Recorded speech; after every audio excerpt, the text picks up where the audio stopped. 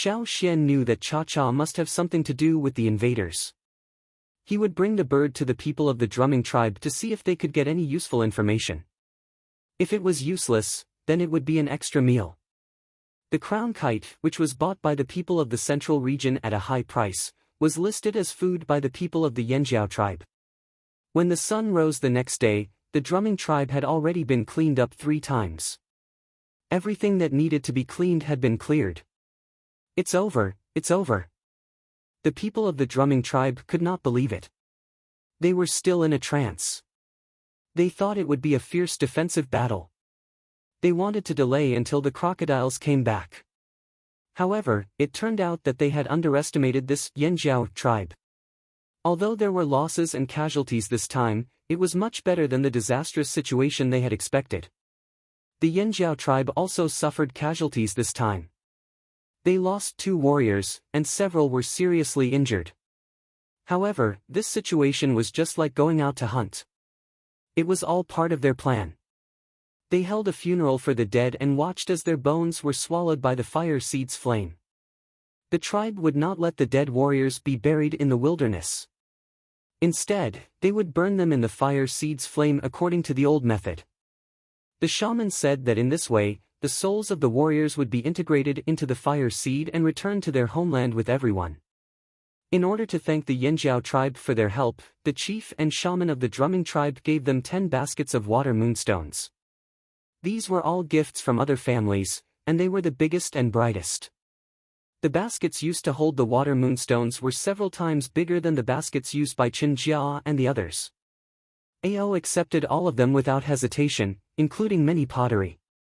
Although there were already people in the tribe who could make their own pottery after coming here, the people of the Flaming Horns tribe still cherished these things that they didn't have before. After a battle, they had to rest for a few days. The Yanjiao tribe stayed in the drumming tribe for a few more days. During these days, they encountered some trouble. The returning crocodiles were very wary of the few fierce beasts. They often surrounded the fleet in groups. If they were not stopped, they would have gone down to fight. Among them, the snapping turtle was the most special one. Perhaps because it used to live in the same river, it could get along with the crocodiles peacefully. When everyone calms down, let's leave. Ao said. Okay, where are we going after this? The shaman asked. No one spoke. After a while, the shaman called out to Xiao Xian, who was talking to a crocodile below. Xian. Xiao Xian, who was talking to the black-eyed mute crocodile, raised his head. He knew that the shaman had something to discuss, so he patted the crocodile's rough head. Go play by yourself, I still have things to do. Then Xiao Xian was about to leave, but the crocodile bit the corner of his trousers. The mute even rolled a few times. Different from the death roll when tearing up food, this time the crocodile rolled more gently. What's wrong? Xiao Xian looked at the crocodile shamelessly in the water. After a few more rolls like this, his trousers would be completely ruined. Letting go of Xiao Xian's trousers, the crocodile looked at Xiao Xian, and then swam to the deeper part of the river. Xiao Xian got on the boat and discussed the next route with the shaman. After the discussion, when he got off the boat, he was blocked by that mute black crocodile again. This time, it did not bite Xiao Xian's trousers, but opened its mouth to Xiao Xian. Is it stuck in your teeth? Xiao Xian was not afraid that the crocodile would bite him directly. Under the nervous gazes of Kiki and the others, he calmly approached the crocodile to have a look. There was no meat, but there was a bowl-sized stone. The muddy gray stone was the same as the stones at the bottom of the rivers in the drumming tribe. It seemed to be a very common stone, nothing special, and its shape was also irregular. A stone? Xiao Xian was confused. It's a gift for you. Fu Shi, who came here under the orders of the chief, smiled. A gift for me? Xiao Xian did not understand the customs here. Treasure fish will give gifts to people who help them, and the gifts are the stones they bring back. You know, treasure fish leave every year during the rainy season, and come back when the river rises after the full moon. I heard from the shaman that when they come back, They will also bring back some stones and spit them at the bottom of the water-moon canal. And some of these stones will become water-moon stones in the future. If someone in the tribe gets a stone from the treasure fish, they will put it in their own section of the water-moon canal. When the full moon comes, the stone will become a water-moon stone. Fu Shi told Xiao Xian everything he knew. Xiao Xian took the stone out of the crocodile's mouth. This stone will become a water-moon stone. I heard that as long as it is placed in the water-moon canal, it will become a water-moon stone. Fu Shi said. In other words, to become a water-moon stone, this stone must be placed in the water-moon canal of the drumming tribe. Moreover, the success rate was not 100%, and there was no definite time. However, Xiao Xian did not insist on turning this stone into a water-moon stone. He was still very happy about this special gift. The year you left, it left with the group for the first time. When it came back, you also went back to the tribe. Fu Shi said, so this time, it finally saw you again, so it wanted to make up for the gift. Thank you. I will keep it well. Xiao Xian said. Maintaining this state, Xiao Xian slowly blended into the natural forest. In this unfamiliar forest, he closed his eyes and walked freely. As he walked, Xiao Xian noticed that on the three-dimensional picture formed in his mind, there were light spots. Most of them were slightly further away from him. Those moving light spots were faintly white, similar to the water moonstones. Were those people from the drumming tribe? Feeling carefully, Xiao Xian could vaguely feel some familiarity. Fu Shi, Qing Yi, Fan Mu, and some others. Some of them were at the place where the banquet was held, and some were patrolling in the forest. There was only one exception. In front of him, there was a moving light spot, coming this way. This light spot was not like the white of the drumming tribe, but an inconspicuous gray. If one was not careful, it would be easy to miss this light spot. Not from the drumming tribe? Very strange. Naturally, it was not from the Yanjiao tribe. Then, who was it? Xiao Xian opened his eyes and looked forward. There was almost no sound of footsteps, but the other party was approaching. Xiao Xian stood in the same place, holding the hilt of his knife, quietly looking over there. Probably because he had discovered Xiao Xian, the other party no longer hid his movements. His footsteps gradually became louder, but he also controlled the sound and rhythm, just like the speed and sound of the patrolling members of the drumming tribe. A strong figure came out. Looking at the figure, it was similar to many of the warriors of the drumming tribe, and also dressed like them. Are you from the Yanjiao tribe? The other party's rough voice was casual and familiar, just like the other members of the drumming tribe treated the Yanjiao tribesmen. As the other party slowly approached, Xiao Xian also saw his face clearly. It was a very standard appearance of the drumming tribe. Are you from the patrol team? What's your name? Xiao Xian asked. The other party smiled, seeming a little embarrassed to speak. I'm just, lazy, so I came out for a walk. The other party said, but his words slowly slowed down. Finally, he stopped before he finished his sentence. So sharp. The other party looked at the knife in Xiao Xian's hand, and then looked at Xiao Xian's defensive posture without any suspicion. He also understood that he had been recognized, so he no longer wasted time making up excuses. Even the tone of his voice changed. Actually, I'm just here to watch the fun, he said. It was impossible to tell his age or gender from his voice. Crack, crack, crack, crack, crack. With the soft sound of bones cracking, Xiao Xian noticed that the other party's figure was changing. He had gone from being tall and strong to being thin, as if he had been deflated. His face was also changing, no longer looking like a member of the drumming tribe. Bang! There was a muffled sound like a wooden stake falling to the ground.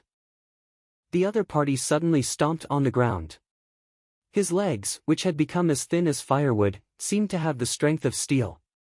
The shockwaves caused by the powerful force shot out from where his feet touched. The weeds on the ground were violently torn apart, breaking into tiny pieces. The slightly dry and hard pieces of soil between the weeds were instantly pulverized into dust. The other party stomped on the ground and rushed straight at Xiao Xian. His entire leg was like a Cold War knife, drawing an arc in the air, bringing with it a strong force that cut through the air towards Xiao Xian. Xiao Xian did not intend to take this kick head-on. Instead, he chose to retreat and avoid it. After missing the kick, the other party did not stop. Like a poisonous snake, he stomped on the ground and bounced up again, as if he was going to attack again. However, to Xiao Xian's surprise, after this stomp, the other party's figure disappeared from where he was. He did not hide, he really ran away. Xiao Xian was speechless.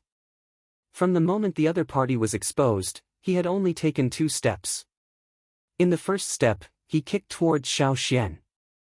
His momentum was as fierce as the claws of a beast, the fangs of a poisonous snake, as if he wanted to fight to the death with Xiao Xian. However, in the second step, he suddenly changed his style and ran away like a bolt of lightning. Xiao Xian did not chase after him. The other party's actions were strange and he ran away quickly. It would not be easy for him to catch him. Moreover, the other party was not weak. Furthermore, that person gave Xiao Xian a feeling that he did not have any murderous intent. Even when he kicked out, it was just power, but there was no real murderous intent. He just opened his mouth and revealed his sharp teeth and claws, scaring people into retreating immediately. Xiao Xian looked in the direction of the other party's disappearance, wondering who he was. When he was in the drumming tribe, he also met people who were good at disguising and hiding, but they were not from the drumming tribe. Was this the robber that the people of the drumming tribe once talked about? His purpose was to steal the water moonstones? But it should not be. There were so many along the way, and none of them were missing. So, as he said, he was just here to watch the fun. Encountering a suspicious person, Xiao Xian naturally would not hide it. He took out the wooden whistle and blew it. The patrolling members of the drumming tribe, who were closest to him, came over. On the Fanmu tribe's side, people who had not left heard the whistle and also came over to Xiao Xian. They did not understand the whistle of the Yanjiao tribe, but they knew that if it was a small matter, Xiao Xian would not blow the whistle. Not only the people of the drumming tribe, but also the people of the Yanjiao tribe who had just returned to their temporary residence, immediately got up. However, they did not go to Xiao Xian, but vigilantly looked around. They knew what Xiao Xian meant from the whistle. They just needed to be vigilant. There was no need to go over. Chapter 238. Xiao Xian told the drumming tribe about his encounter with the strange man. After the people of the drumming tribe carefully inspected their territory, they hurriedly counted their own water moon stones to see if they had lost any. This had happened many times in the past. They thought that the strange man must be a robber, but after checking, they didn't find any missing water moonstones, so they were relieved. Every year, some water moonstones were stolen, but they couldn't catch the culprit. They could only guess, but other than the robbers, they couldn't think of anyone else. The robbers were a very special tribe. The members of the tribe were relatively independent and didn't live together all year round. This tribe was very mysterious. The drumming tribe had limited information, so Xiao Xian couldn't get more information from them. It wasn't stolen. This time, it shouldn't be a robber, right? Fu Shi's wife Ping said. I'm not sure. No one knows who he is. We can't find him. Fu Shi sighed. After the discussion, they found that no one's water moonstones were stolen this year, so they went back. Xiao Xian didn't stay too long either. After the drumming tribe people left, he also left. He found that the shaman of the drumming tribe didn't look too good, but since he didn't say anything, Xiao Xian couldn't force him to tell. He just guessed that if it was really a robber, they must have stolen something. This time, no one else's water moonstones were stolen. Could it be that the shaman's water moonstones were stolen? Xiao Xian didn't know, but he guessed right. After the drumming tribe people left, the shaman of the drumming tribe called the chief over for a private conversation. This year's water moonstone was stolen. The shaman of the drumming tribe said with a cold face as he looked at the empty box. Every year, after the water moonstones were harvested, they would pick out the biggest one and give it to the shaman to judge. Then they would choose the biggest and brightest one with the best quality. It was also called the Water Moon King Stone by the people of the drumming tribe. This stone would not be taken out for trade. Instead, it was kept by the shaman as one of the offerings during the ceremony. But now, the king's stone was lost. The shaman's house was heavily guarded. Even the drumming tribe and the drumming tribe couldn't sneak in and steal the king's stone. Sure enough, it's a robber. However, the robber who came this time is ranked higher, Fan Mu said helplessly. If Xiao Xian hadn't told them about the abnormality today, perhaps they wouldn't have realized that the Water Moon King stone was missing until the ceremony. Choose another one in secret, the shaman said. In the past, the stolen Water Moon stones could not be recovered. Now that there was a higher grade one, it was even more difficult. Perhaps the other party had already left the drumming tribe.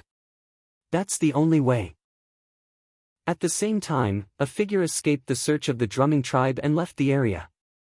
After leaving the territory of the drumming tribe, they ran for a while before sitting down on a stone at the foot of the mountain. What? Have we been discovered? A surprised voice came from behind him. Judging from the voice, it was a woman, but her age couldn't be determined. The man sitting on the stone didn't turn his head and continued to beat his legs. Don't mention it. I met a strange guy from the Yanjiao tribe. He recognized me at a glance and almost attacked me. Fortunately, I ran fast enough. If we really fought, I would have been delayed by him. When the Yanjiao tribe arrived, I wouldn't have been able to get away. The Yanjiao tribe again? I've never heard of them before. They suddenly appeared, and their strength is not weak. Although they can't be compared with the big tribes in the central region, they can't be underestimated. What's more, they have several ferocious beasts, the woman said in surprise. After a pause, she asked, "Did you get it?" The man sitting on the stone took out a leather bag from his animal skin coat and took out a shining stone.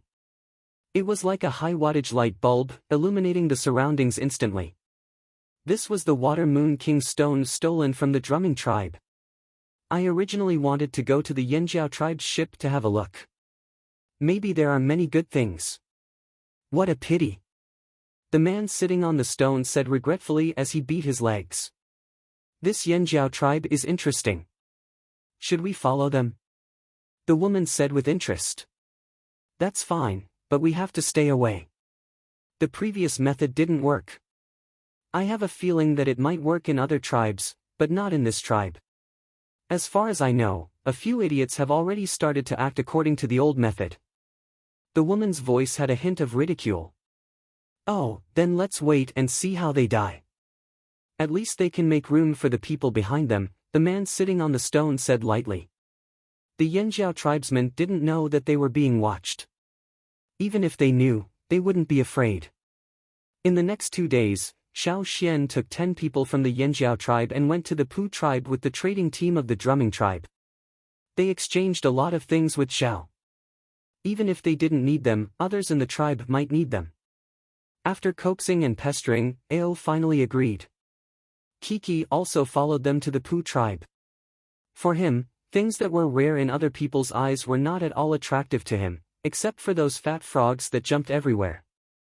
If he hadn't promised Ao that he would listen to Xiao Xian's words and not touch the frogs of the Pu tribe, he might have secretly taken away some of the fat frogs of the Pu tribe and eaten them.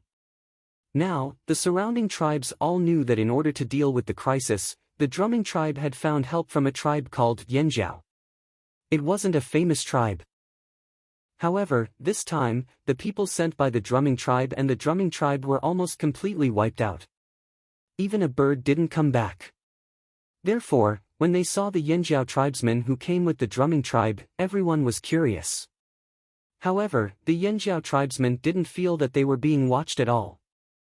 They just did what they should do and asked questions whenever they had doubts. Gradually, they became familiar with this kind of trading. The chief said that they would also need this kind of trading in the future, so they had to master it. In addition to the frog poison and other things from Xiao Xian also exchanged some fishing nets from the Luo tribe, who arrived at the Pu tribe on the same day as them. When they sailed, they could catch some fish. Here, unlike in the hunting forest, they could get whatever they wanted on the spot. In a place dominated by human tribes, they had to exchange a lot of resources and store them in their hands. They could use them whenever they needed, which saved more time. After returning from the Pu tribe, the Yanjiao tribe was ready to set off again. When they left, many people of the drumming tribe came to see them off, led by Fan Mu and the shaman of the drumming tribe. In addition to people, there were also groups of crocodiles. Those crocodiles probably came together to cheer. After all, the ferocious beasts that troubled them had finally left. There are some smaller groups of tribes ahead. They may shoot arrows to harass us. Be careful. Xiao Xian said. The warriors of the Yanjiao tribe standing outside the cabin were all holding wooden and stone shields to defend against the arrows. However, when the boat sailed past, they didn't see any arrows. Xiao Xian thought about the reason and suddenly felt like laughing. He remembered a joke from a friend in his previous life. You used to drive a shabby car and you dared to crash. Now that you have a luxury car, you don't dare to crash. When Xiao Xian was on a raft, he was constantly harassed by arrows. Now he was on a boat, but he didn't see any arrows. The people hiding behind the trees on both sides of the river didn't take any action. They weren't stupid. They knew who they could mess with and who they couldn't touch. In the early morning, the surrounding air was a little humid. There were mountains of different heights and forests on both sides of the river. However, compared with the hunting ground, it was much inferior. In the past, when they were still on the other side of the river, they could climb thousands of feet high cliffs and climb over high mountains in the hunting ground. That was a kind of conquest.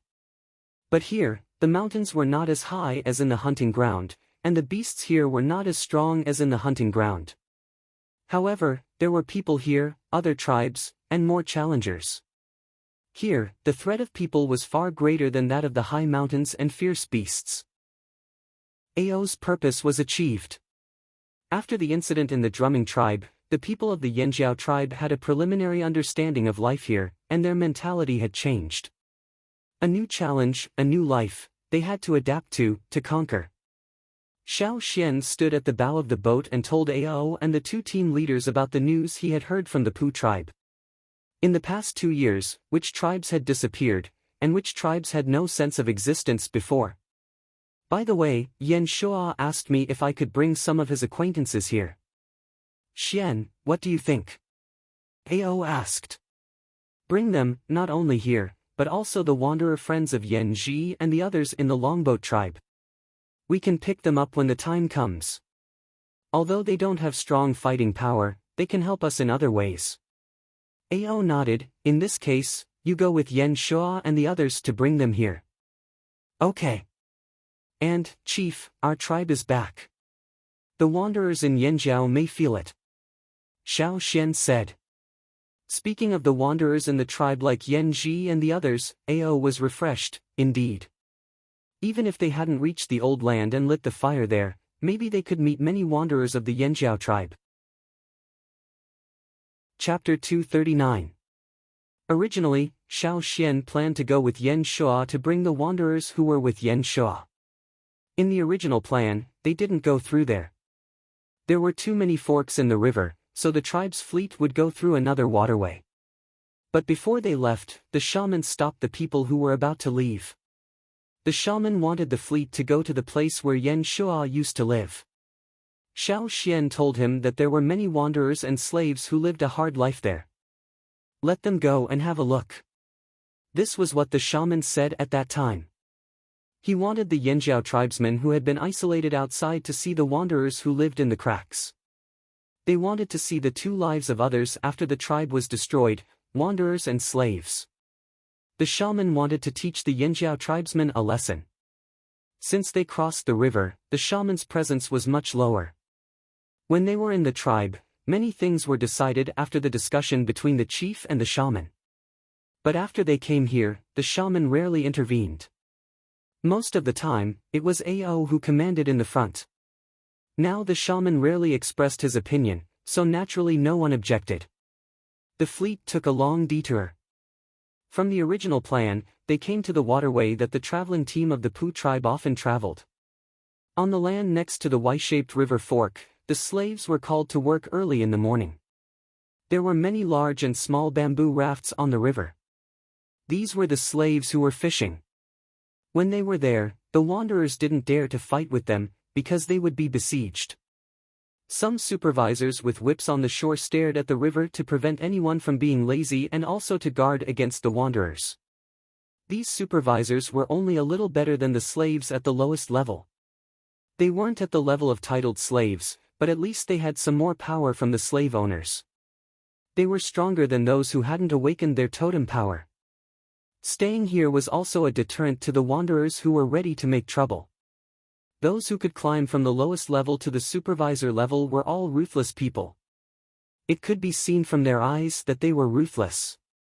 A little further away from the slaves, some wanderers also began to work.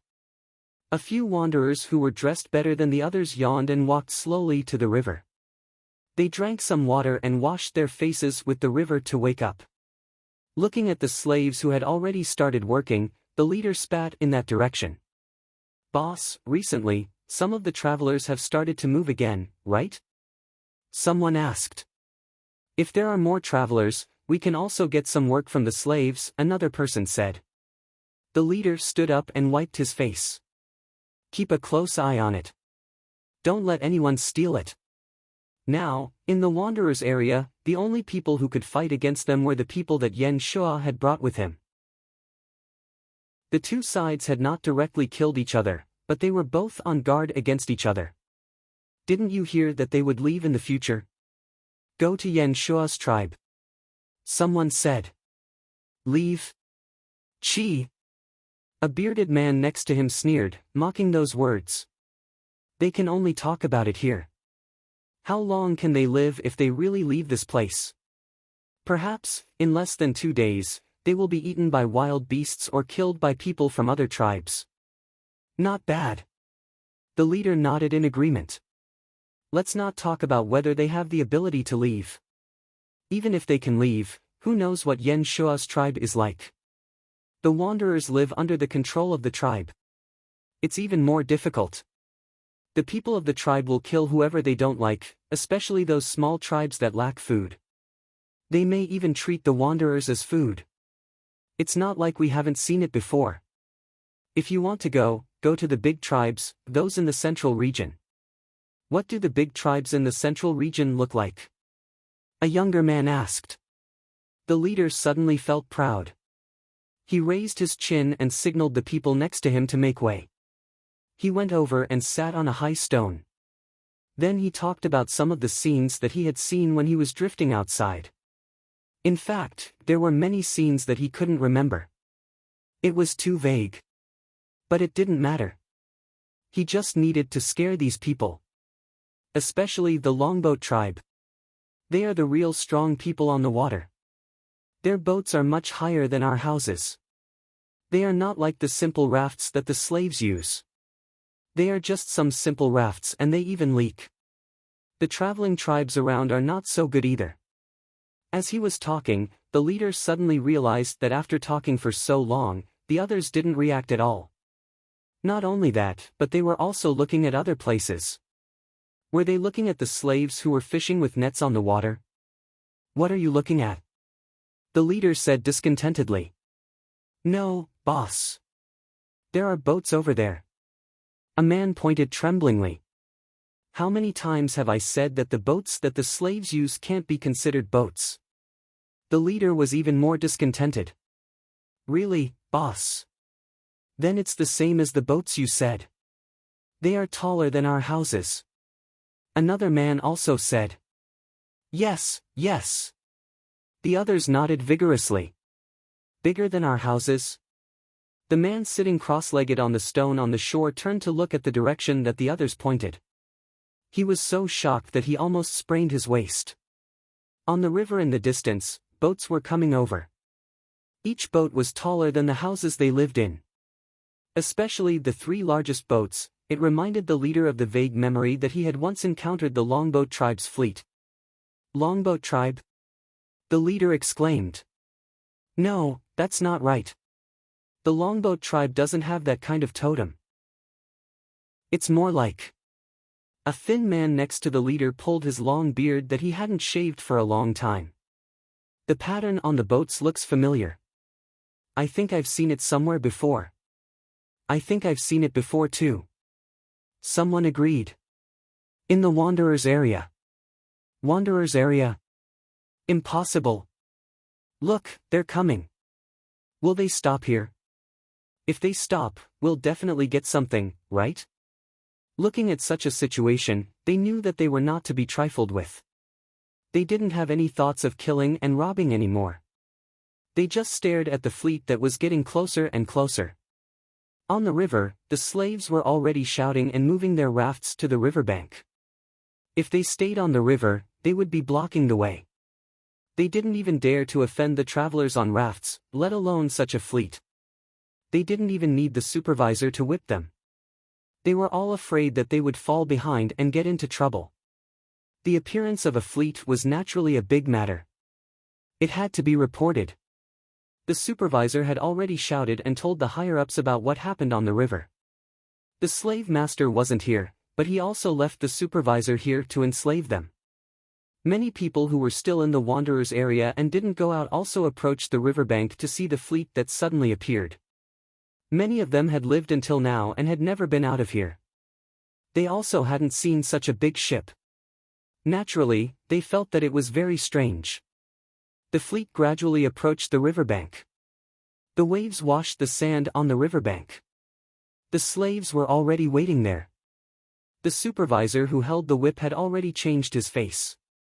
He put away all his ruthlessness and had a fawning expression on his face. If they did a good job, they would be rewarded. After the ship reached the riverbank, they didn't put down the ladder.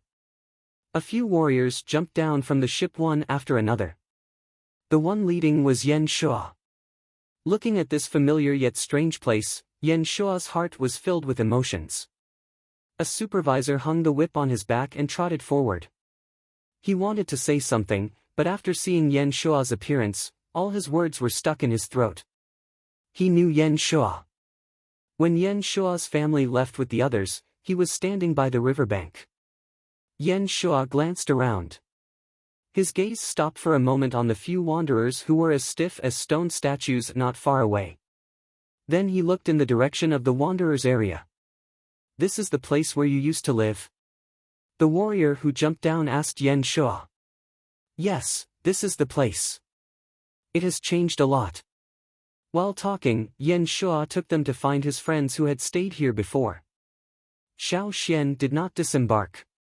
He stood on the ship and looked at the stone houses that were nearly 10 meters tall in the distance.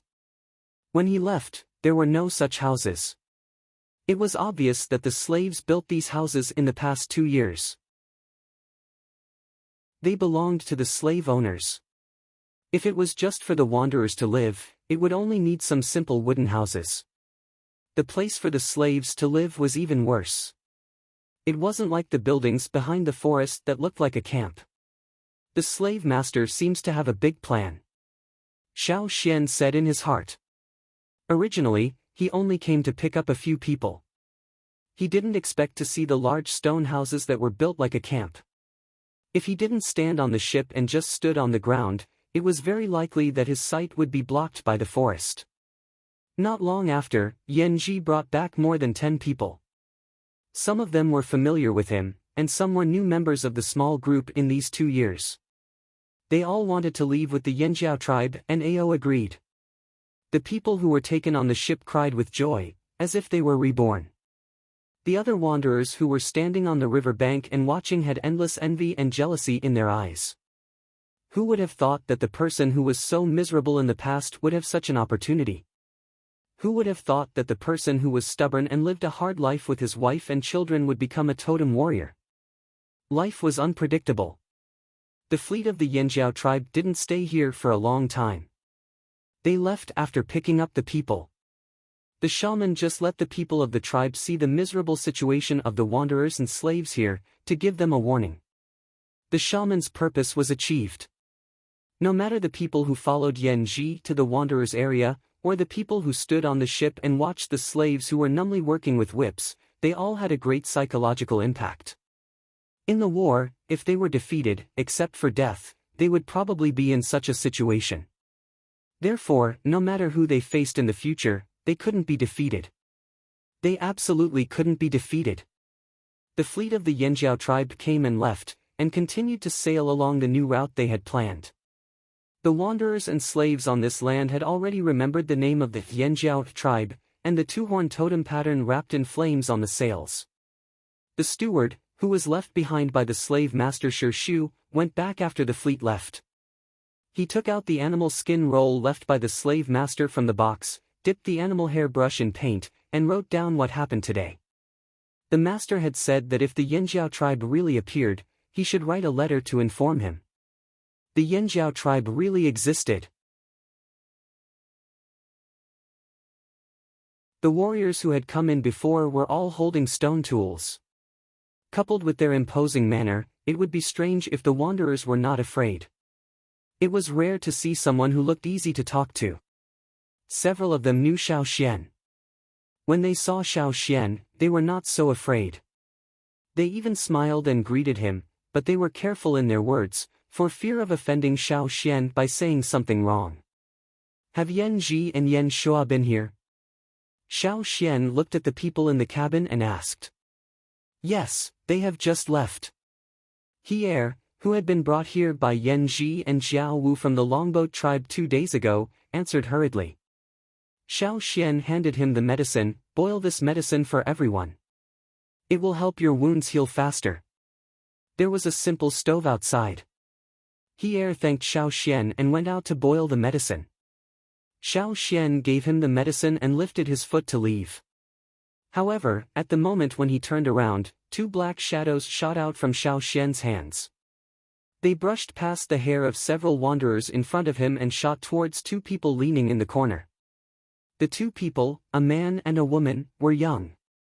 They were with the wanderers of the Yanjiao tribe that they had met on the way. It was said that they knew each other.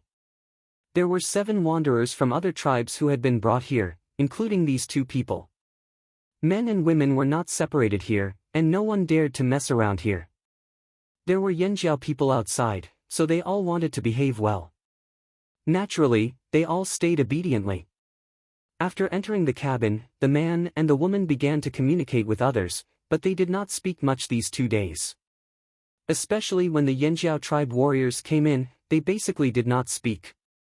Several times, the Yanjiao tribe warriors came in and glanced at the young woman many times. Every time when everyone thought that the Yanjiao tribe warriors had taken a fancy to the woman, the Yanjiao warriors would leave. Everyone saw the young woman shrinking in the corner. They all wondered if it was because the warriors always looked at her that she was so scared that she hid in the corner. For this reason, there was even a young wanderer in front of her. At this time, no one in the cabin expected Xiao Xian to suddenly attack. When the 2 wanderers saw Xiao Xian's action, they were so surprised that their eyes widened instantly. They did not have time to dodge and felt a sharp pain in their necks. It was like being stabbed by a burning stone awl. The pain came suddenly and fiercely. Moreover, this kind of pain quickly spread through every nerve and spread to every part of his body. It was as if countless stone awls had formed and pierced into every muscle and every part of his internal organs. It was as if they had taken root and could not be pulled out. This kind of pain that came in an instant and spread in a very short time made them want to scream and jump up. Chapter 241. While the wanderers in the cabin and the warriors of the Yanjiao tribe who came in after hearing the noise had their own thoughts, they suddenly heard a cracking sound coming from the bodies of the 2 people who had fallen to the ground. The sound was not loud, but because no one was talking in the cabin, it was strangely quiet. Therefore, the people in the cabin heard the sound coming from the 2 people. Everyone turned in that direction at the same time and saw the 2 people's figures slowly changing. The 2 people who originally looked thin and weak due to their injuries and long and arduous lives were now elongated and bulging. Although they were not very strong, they were much better than their sickly and weak appearance just now. The warriors of the Yanjiao tribe felt danger from the 2 people. The wanderers in the cabin were also stunned. No matter how bad their eyes were, they could see that there was something wrong with the two people. This kind of change was not something that the wanderers could do. Xian, who are these two people? A warrior of the Yanjiao tribe asked. They should be people from other tribes who have sneaked in. Xiao Xian did not say much. He told the people in the cabin to remember to take medicine, and then left the ship with the two people who had fainted. After Xiao Xian left, the wanderers in the cabin suddenly felt relieved. It turned out that he did not attack them for no reason, but because he saw that something was wrong. Thinking that there were totem warriors from other tribes hiding in their group, the wanderers became alert. They only stayed with the people they knew and kept a distance from the people they did not know. On the other side, Xiao Xian took the two people to another big ship, where Ao and the two team leaders were. Are they the ones? Ao looked at the two people who had fainted and asked. They had just been called over by Xiao Xian, who said that people from other tribes had sneaked in. Hearing this, they did not care about anything else and immediately rushed over. It's them. Maybe they have been watching us since the beginning of the drumming tribe. Xiao Xian said. Who are these two people? Ta asked. I'm guessing that they're from Bandit. Before we left, the drumming tribe lost something. It might have been something important. The shaman of the drumming tribe kept it, but it was stolen. Xiao Xian told Xiao Xian about his guess. That night, Xiao Xian found something strange. Everyone knew about it, but they didn't know that it was the shaman of the drumming tribe who had lost something.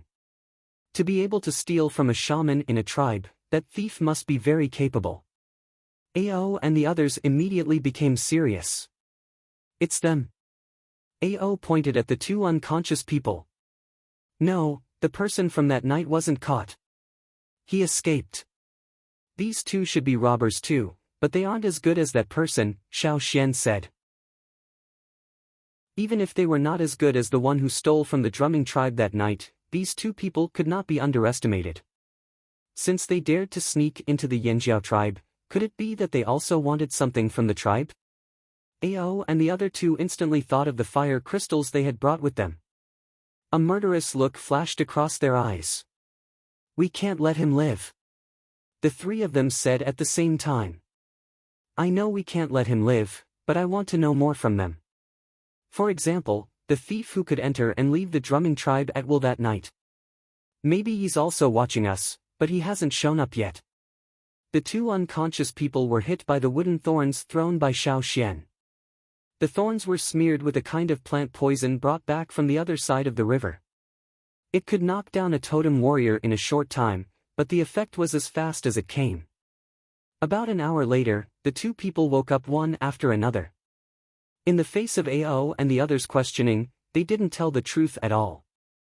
It wasn't until Xiao Xian told them about the thief he met that night that they reacted a little. Who is that person? Xiao Xian asked. I don't know, the woman said. Her breasts rose and fell with her breath. When she was brought here by Xiao Xian, her animal skin coat was also damaged. The temptation inside was partly hidden and partly visible because of the light. She looked at Ao and the others who were a few steps away with a pleading look in her eyes. I only followed you because I was curious. I didn't steal anything from you. Please don't kill me. Because their hands and feet were tied, the poison in their bodies hadn't completely dispersed. Their mobility was limited. They could only move their bodies slightly and couldn't make any big movements. Xiao Xian raised his eyebrows when he saw the woman twisting her body and rubbing her animal skin coat even more. He looked at the three people behind him. This woman had a good plan.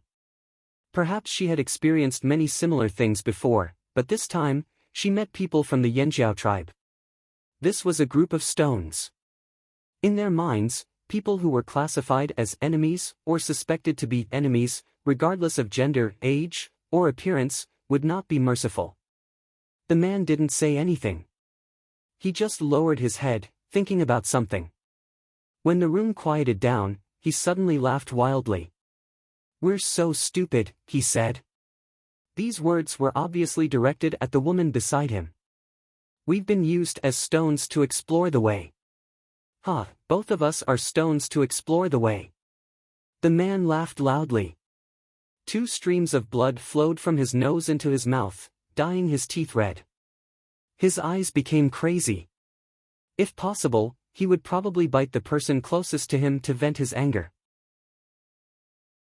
When they were in the forest, if they felt that there might be danger, they would throw a stone to see if there was anything in front of them that could threaten them.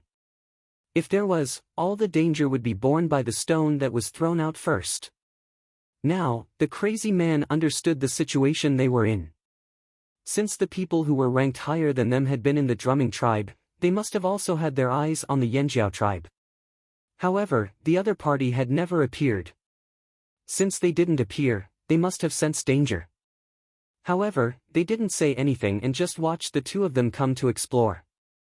As for those who were more ambitious, they were hiding behind the scenes and watching. Not long ago, the wanderers of the Yanjiao tribe who got on the boat said that 3 people disappeared on the way here. The 2 siblings and their father were never found. "Did you do it?" Xiao Xian asked. The crazy laughter stopped abruptly. "You wanted to change into their appearance, but their father recognized you, so you killed another one. However, you also found that if you changed into the appearance of the Yanjiao tribesmen, you would be easily recognized. That's why you targeted the wanderers outside the Yanjiao tribe," Xiao Xian said. Looking at the 2 people who were silent for a few seconds and struggling to explain themselves, Xiao Xian whispered something to Ao and left the room. These 2 people might not know who stole the drumming tribe shaman's things that night, but judging from their reactions, they must have killed the wanderers of the Yanjiao tribe. Ao would not let them go. Not long after, the 2 bodies were moved out of the cabin and thrown into the river. In this area, there were many carnivorous fishes with sharp teeth. The fleet continued to move forward. The people in the tribe didn't care about the 2 missing people. Many people didn't even know that 2 people were missing on one of the boats. Even the wanderers didn't mention the 2 people who were missing. It seemed that nothing had happened, but those who were observant could find that the guards on every ship of the Flaming Horns tribe were much stricter, and they were watching people more closely. The fleet had been sailing along the planned waterway to the old haunt. However, they couldn't go directly to the old haunt. Therefore, they had to go by land. The boats couldn't be used anymore, but they couldn't just throw them away either. Sell them? That was not necessary. In the end, they followed Xiao Xian's suggestion and built carriages. They used the good wood they brought back from hunting, so they couldn't waste it. They dismantled the planks that could be used on the boats and rebuilt them into 4-wheeled carriages or multi-wheeled carriages. They didn't need to be too complicated, as long as they were stable. Besides, it would take more time to build something complicated, so the tribe couldn't stay in the same place for too long.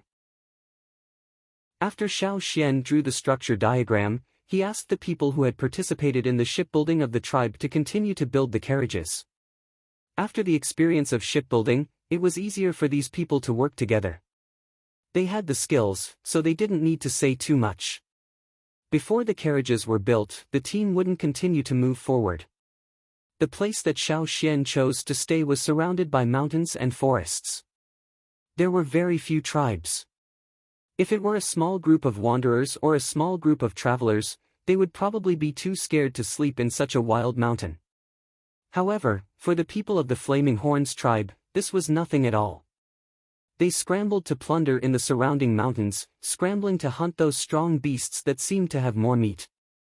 Especially those ferocious beasts, which were released to hunt, directly scared away the beasts in the surrounding mountains. For several days, the warriors had to go farther to hunt. The Yanjiao tribe is really amazing. In the place where the wanderers were, Hier sighed with emotion. He saw a bear as tall as 2 people running down the mountain in the distance, as if it was running for its life. It seemed to be extremely terrified, as if it was avoiding its natural predator. It wanted to escape from this place, but not long after, it was easily pounced on by a wolf. Soon, it stopped breathing and was dragged back by the wolf to become food for the tribesmen. The performance of the Yanjiao tribe also gave the wanderers a boost. The more powerful the tribe was, the safer the wanderers who depended on it would be. At least they were less likely to become food because of the tribe's famine. Looking at the warriors' momentum of clearing the mountains and forests, it shouldn't be a famine, right? The wanderers thought. At the beginning of the shipbuilding, because the technicians were not familiar with it, they destroyed a lot of wood. However, as long as they were instructed properly, they could quickly learn. These carriages were certainly not as big as the boats, and the number of carriages was limited. They changed the boats into carriages and removed the planks one by one. At the beginning, when they saw the boats being dismantled, they were more or less reluctant. However, when they saw the carriages with wheels, their reluctance disappeared. 5 days later, 7 carriages were built. They were the kind that could shelter the wind and rain. The carriages were between 10 and 20 meters long. They looked like public buses.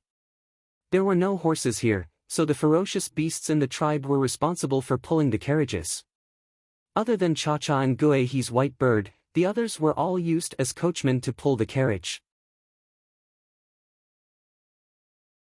Chapter 242. The shaman was in the smallest carriage this time. Only he and the Guezi were in it.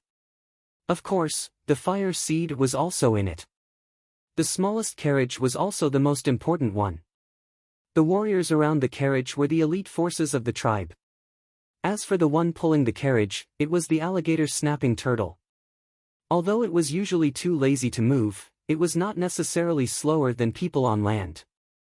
Even if it was not as fast as the others, as long as it could keep up with the speed of the team, it would be enough. The number of carriages was limited, so it was impossible for everyone to get in like the fleet. Only the old, the weak, the sick, and the pregnant got in the carriage. The warriors of the tribe did not mean to get in the carriage.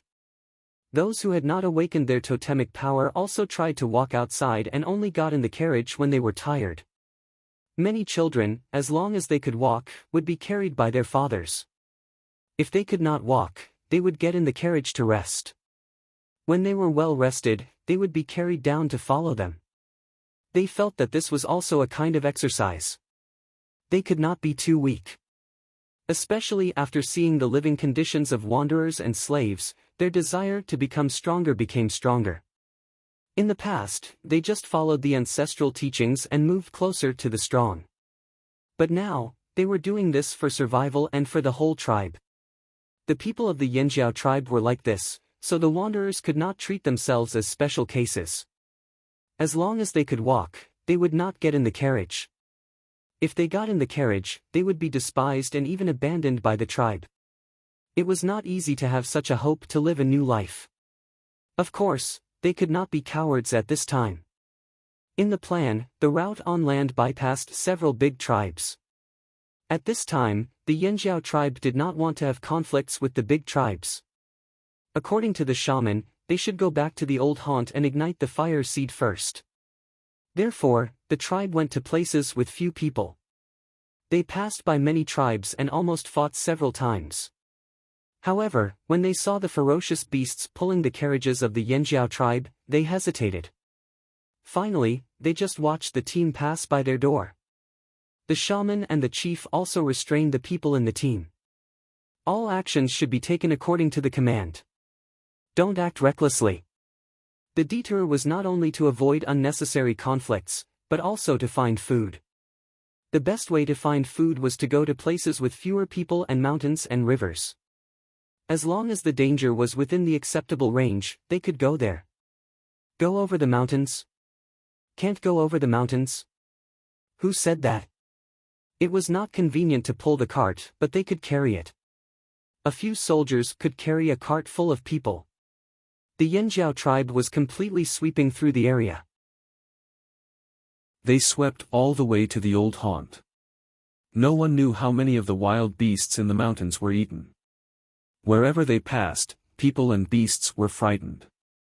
The mentality of the people in the team was also gradually changing. When they were on the other side of the river, other than staying in the tribe, they were always on guard when they went out. They wanted to minimize their presence, but here, it was the opposite. When they encountered trouble, those who didn't have eyes and came looking for trouble, or those who were sent by others to probe would use the most violent and direct method to tell those who were scheming behind their backs to put away their claws. Otherwise, they would be chopped off without mercy. Who knew how much blood was left behind along the way? However, there were also some travel teams that deliberately followed behind the Yinjiao tribe. Because of this, no wild beasts dared to attack them. As long as those travel teams didn't have any bad intentions, the shaman and the chief wouldn't care too much. They could even collect protection fees.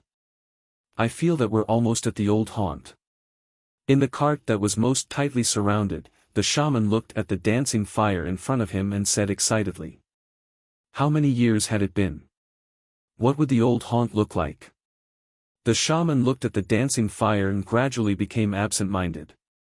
Outside, Xiao Xian looked around at the empty grassland. The soldiers who went out to hunt had already returned, but they looked quite depressed. There were many plants around, but few wild beasts. The food they found was not enough for them. Even if they could last for today, what about tomorrow? Maybe there would be fewer wild beasts tomorrow. What would they eat then? They thought that wild beasts were easy to get hungry, so they didn't like it. Now even the wild beasts were almost gone. Chief, what should we do?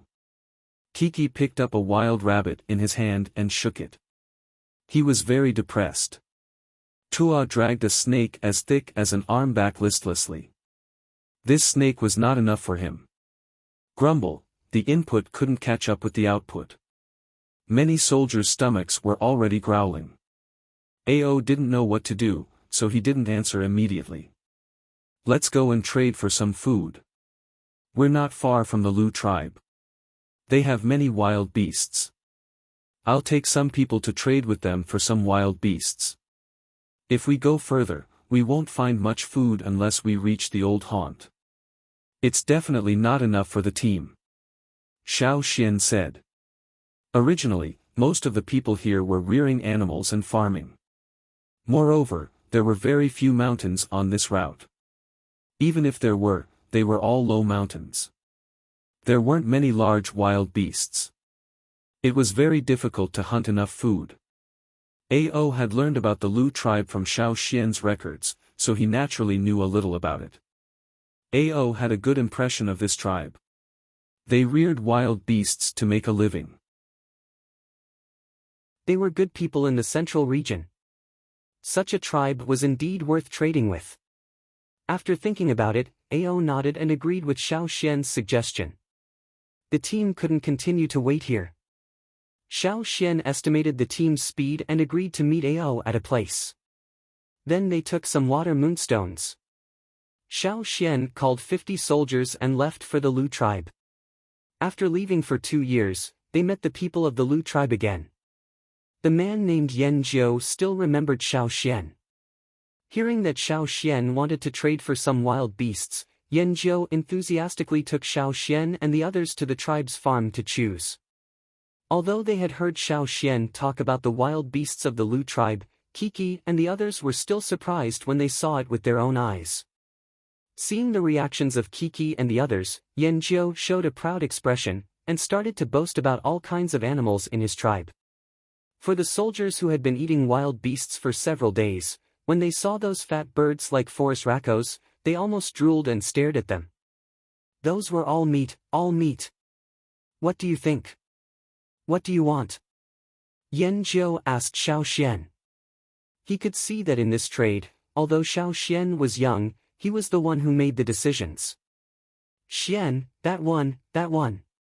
We must take the fattest one. Kiki hurriedly pointed out to Xiao Xian. Which one do you like? I'll ask someone to bring it out for you. Yan Jiu said with a smile. Xiao Xian pointed out some beasts, and the others couldn't help but pick some beasts by themselves. While Kiki and the others were choosing, Xiao Xian calculated the number of water moonstones they could exchange for. Fortunately, the value of water moonstones in the central region increased, so they could exchange for more beasts. When they finished, Yan Jiu calculated the number of wild beasts twice in his mind and said, 250, right? Xiao Xian said. Yes.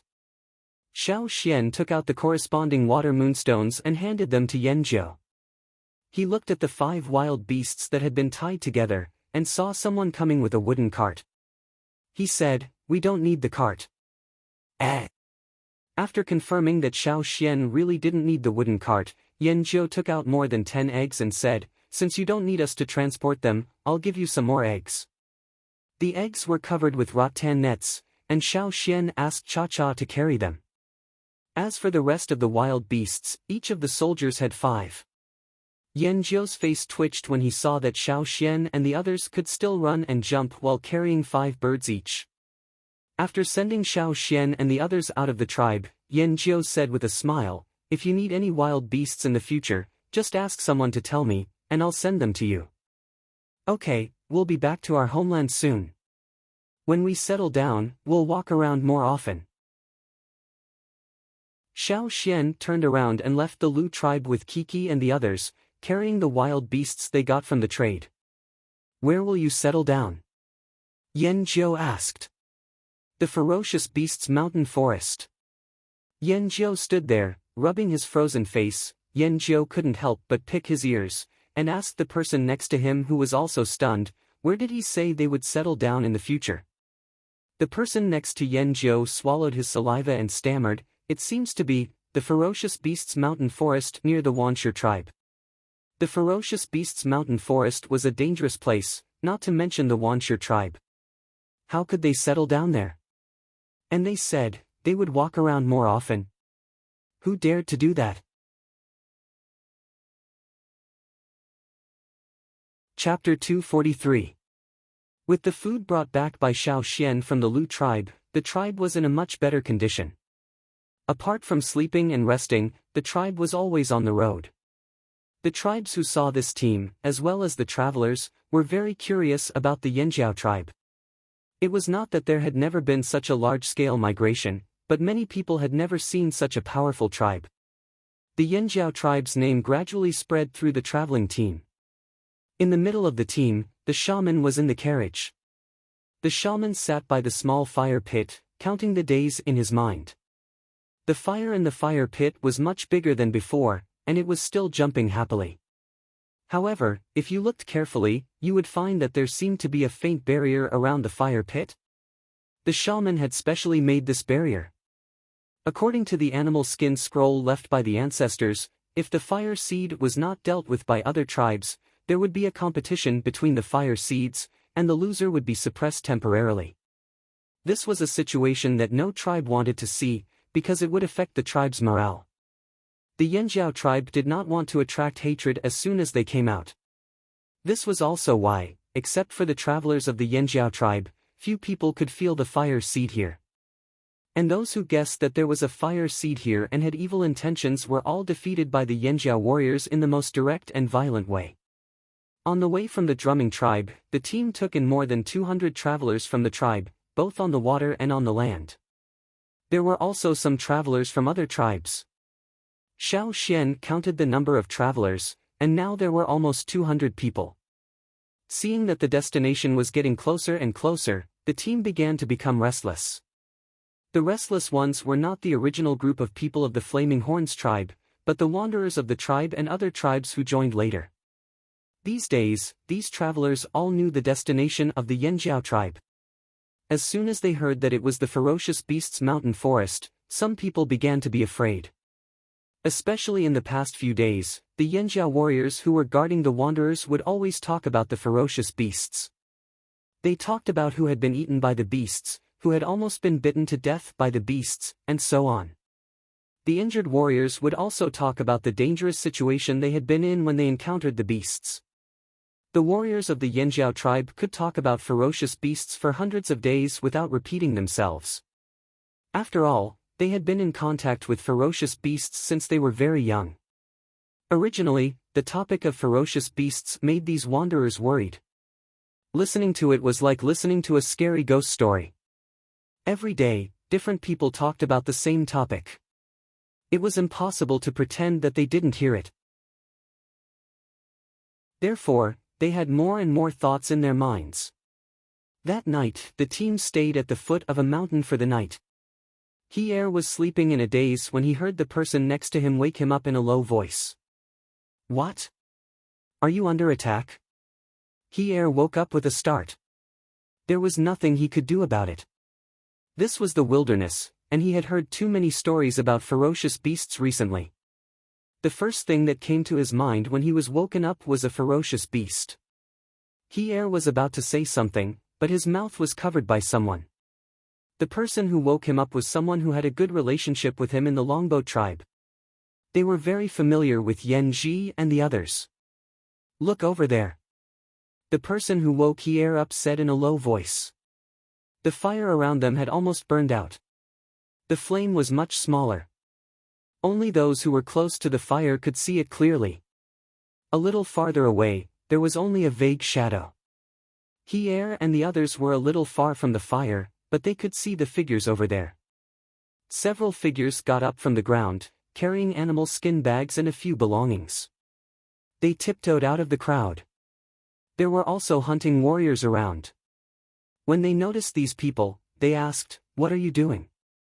Those people were scared when they were called, but they still answered in a trembling voice, "I drank too much water. I want to relieve myself." The warrior who was on night watch yawned and said carelessly, "Come back quickly. Don't go far." "Hey! I'll come back when I'm done. I won't go far." Those wanderers hurriedly promised. After those people left, Hier was about to talk to his companions who had woken up, but he saw several people get up and leave with the excuse that they had diarrhea. The warrior who was on night watch just muttered, "So troublesome." Then he said no more. "What should we do?" "Hier, shall we also leave?" the person next to him asked. Those who left decided to leave because they had heard a lot about the ferocious beasts and knew that the destination of the Yanjiao tribe was the ferocious beast mountain forest. Compared with the ferocious beast mountain forest, they were more willing to go to other tribes. Some wanderers had always wanted to change places because of great oppression in their original living places. This time, they came to the Yanjiao tribe. They thought that they would have a better life, but they did not expect that they would face a more severe situation. Fortunately, they had seen a lot of good places along the way in the Yanjiao tribe. The living conditions of several tribes were in line with their standards and within their plans. The wanderers did not understand the Yanjiao tribe. They thought that going to the ferocious beast mountain forest was a suicidal act. A tribe with such great potential like yours would definitely be able to gain a firm foothold in a safe place. Compared to some of the smaller tribes in the central region, your tribe would not be worse. Although you have fewer people, in 10 or 20 years, your population would probably double. Why would you want to seek your own death? Even if there were a few ferocious beasts in the team, so what? It was the ferocious beast mountain forest. There were more than millions of ferocious beasts there. Even the big tribes in the central region were not willing to go there. They just wanted to live a better life, not die with the Yanjiao tribe. 2 days ago, some people left, but not many. Tonight, maybe everyone realized that they would soon arrive at the ferocious beast mountain forest. This might be their last chance to leave. If the Yanjiao people found that too many people left tomorrow, would they be angry? Hier, what do you think? Should we leave too? Tonight may be our last chance. If we miss this chance, we won't be able to escape when we enter the ferocious beast mountain forest. Someone asked Hier. Didn't the Yanjiao tribe say that they could not hunt many beasts along the way? Even many large beasts in the forest were scared away by the Yanjiao tribe's beasts. The rest of the beasts were eaten by the Yanjiao warriors. Those beasts had been cleaned up. At least, they would not go back in a short time. Therefore, as long as they followed the path of the Yanjiao tribe, they would be less likely to encounter those dangerous beasts. If they went back now, they would be safe. In the past 2 days, some of them had specially collected the feces of the ferocious beasts so that they could use the feces of the ferocious beasts to intimidate the ferocious beasts in the forest. Only then would they be safer. Seeing Hier did not answer, the man poked Hier, "Are you going or not?" Hier gritted his teeth and lay down again. He whispered, "No. I don't want to go back. And I believe in Yenji and the others. The surrounding people were silent, and then they lay down one by one. Forget it, let's bet. After making the decision, they lay down again. But they could not fall asleep. Listening to the sounds of those beasts leaving, they opened their eyes wide in a daze. In the dark night, where the firelight could not reach, and where the moonlight was blocked, the night watchman leaned against the trees. They looked at those who were running away from the team with a sneer, but did not stop them. The next day, the team continued their journey. The wanderers had decreased by nearly 1/3. It was obvious at a glance.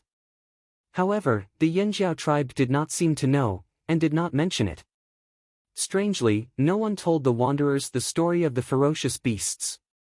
Some clever wanderers realized that this was a test by the Yanjiao tribe.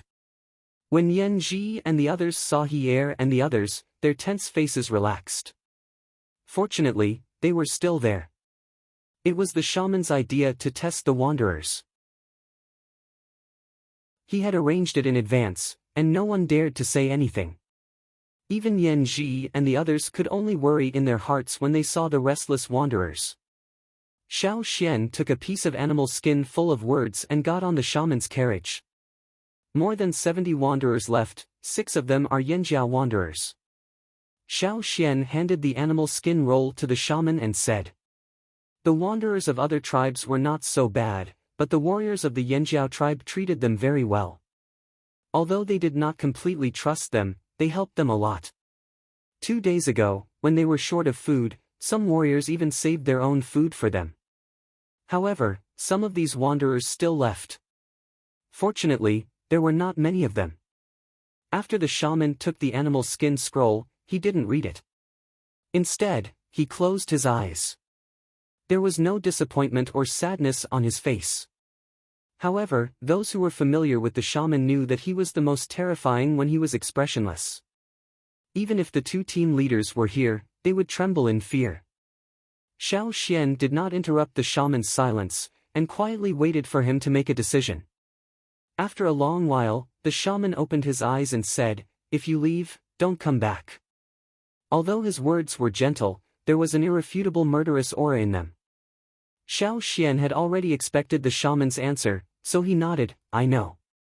He wrote down the names of those who left and those who stayed. There was only one chance, and the trust of the Yanjiao shaman would only come once. The people who followed him all thought that in the Yanjiao tribe, the chief was in charge. This was the management style of many tribes, and they thought that the shaman was just an assistant in management. However, those who had lived in the Yanjiao tribe since childhood knew that the shaman had an absolute position in the tribe. Since the shaman had made such a decision, no matter Chief Ao or others, they would not have any objection. After getting out of the carriage, Xiao Xian looked at the sky. The weather is not very good. After leaving the shaman, Xiao Xian went to another carriage, in which sat the women who could not move or had not awakened their totemic power. Even if they could not move, they were not idle in the carriage. They had brought some tools, and some animal skins that the warriors had obtained after hunting. They were here to sew and mend, and to make some leather boots. Putting down the animal skins and a few rolls of twine, Xiao Xian said to them, "Please make some long leather boots. Children also need them." Although they did not understand why, they did not ask. They just followed Xiao Xian's instructions. Chapter 244. After passing through a plain, the team finally saw the endless green area in the distance. At the border of the sky and the earth, there was a long stretch of green. Farther away, there were some tall mountains. Before they walked in, the tribal warriors' eyes lit up. The familiar feeling made their bodies instantly enter a state of excitement, as if they were back to the dangerous mountain forest on the other side of the river. It was the kind of feeling that made one's hair stand on end. It was not fear, but excitement that made one want to tremble. Of course, they were so excited because of the fire seed. As they got closer and closer to the old place, the totem power in the warriors' bodies was also surging, as if it was going to rush out. Is that the ferocious beast mountain forest? The people in the team looked at the green area in the distance with mixed feelings. The Yanjiao people were excited, but the wanderers were worried and confused. Thud! Thud, thud, it began to rain, and the rain quickly turned from light to heavy. Bean-sized raindrops fell from the sky. The dry ground was covered with dust because of the falling raindrops, and the smell of soil was everywhere. The sky quickly became gloomy, and the dark clouds were like a giant hand that was about to hit directly. In the eyes of the wanderers, the green area in the distance was like a big mouth full of sharp teeth, waiting for the prey to come to the door. Looking up, they saw the thick clouds as if they were going to suffocate them. In front of them was the famous ferocious beast mountain forest. The washing of the rain extinguished the fire in the hearts of some wanderers, but they still stood there, just because of the anger in their hearts. They did not want to retreat or go back. The team had become solemn at some point. The discussion and laughter had already stopped. The mood of the wanderers was also affected by the solemn atmosphere, and the anxiety in their hearts was miraculously calmed down. At this time, as long as they could walk, they got off the car, including those who were sick, disabled, and old. They were helped down by others. The shaman waved his hand, refused Guizei's help, and jumped out of the car. He was wearing the new leather boots that were sewn during the rainy season this year. The gray fur turned into mud the moment it landed. The shaman looked at the mountain forest with deep eyes. After nearly 1,000 years, how many generations had passed? Finally, they came back here. But the people who came back were not the same as before. "Let's go," Wu said. The ferocious beasts mountain forest was very large. The route taken by the Yanjiao team was not in the direction of the Wanshu tribe. There was still some distance between here and the Wanshu tribe, so they didn't see anyone from the Wanshu tribe. There was no need for Xiao Xian to lead the way. Every Yanjiao tribesman could rely on their intuition to find the right direction. Stepping into the forest, the sound of the rain hitting the leaves covered the sounds of the surrounding creatures. The various smells in the air were washed away by the rain again and again. The heavy rain showed no signs of stopping. In the rain, visibility was reduced. Many people couldn't see the situation in the forest in the distance, but it didn't matter. They just had to follow the people in front of them. Inside the carriage where the fire seed was placed, the faint barrier around the fire pit had been removed by the shaman. The deterrence of the fire seed immediately spread throughout the forest. Tap, tap, tap, tap, tap, on the soft ground piled up with countless insects' bodies, leaves, and dust, the warriors carried their animal skin bags and carried their weapons, walking in the muddy forest. Every step they took, they left a deep footprint on the ground. The rain from the sky rushed through the dense leaves and dripped to the ground. Soon the footprints were filled with water. Unless they couldn't keep up with the pace and couldn't feel well, the tribesmen would continue to walk in the team. Some children were led by their parents, and with every step they took, all sorts of rotting substances and mud on the ground would rub their ankles. Fortunately, the boots were long, and even some of the worms in the mud would only bite on the skin. They used their knives to cut off the thin insects with suckers on their feet and continued to walk forward. In the forest, there were many wild animals and ferocious beasts. Even with the deterrence of the fire seed, they couldn't completely avoid them. Those bold and fearless beasts in the forest could suddenly come out from the dense forest at any time. Behind the luxuriant trees, in the caves on the mountainside, lurking in the swamps, and so on, there were cold and bloodthirsty eyes staring at the team that suddenly entered the forest. In the past, if it were other people who entered the forest, they definitely wouldn't miss this delicious meal. However, this team was too special. There was the fire seed that they were afraid of, ferocious beasts like them, and a group of totem warriors with great strength. The smart ferocious beasts hid and continued to watch. Those that rushed out were looking for death. The swinging of the beast's tail brought up rainwater that swept around like bullets, but was blocked by the warriors in the tribe who guarded around the team. The people in the advance group went to deal with the ferocious beasts that rushed out. In the forest, except for the roars of the ferocious beasts, the other warriors didn't speak. The silent killing was unprecedentedly violent and ferocious. The splashing blood of the beasts mixed with the rainwater and dripped on the ground, dyeing the path that everyone walked on red and filling up every dent in the footprints. No one in the team made a sound, nor did they stop. When the ferocious beasts rushed out, naturally there would be people to resist them. What they had to do was to continue to walk in that direction. If the wanderers who followed them didn't want to be left behind, they would probably fall to the ground and their legs would be soft. Maybe because of the heavy and solemn atmosphere in the team, when they saw the ferocious beasts rushing out of the forest, they wanted to scream, but they couldn't make a sound, as if they were strangled by the neck. The silent group unswervingly walked in that direction, as if they were on a pilgrimage. Xiao Xian put away his knife and didn't care about the ferocious beast that had been cut down on the ground. The other warriors also didn't care about it. They were like sacrifices, the sacrifices that the Yanjiao tribe returned to the old land. The heavy rain lasted for a long time. Xiao Xian had already cut down more than 10 ferocious beasts with the other warriors. Fortunately, they were not in the depths of the ferocious beast forest. There were few ferocious beasts here, and they were not particularly powerful. Xiao Xian threw his animal skin coat on the car, bare-chested, and let the rain wash over his body. There were many people who did the same as Xiao Xian. Everyone had the same totem pattern on their bodies.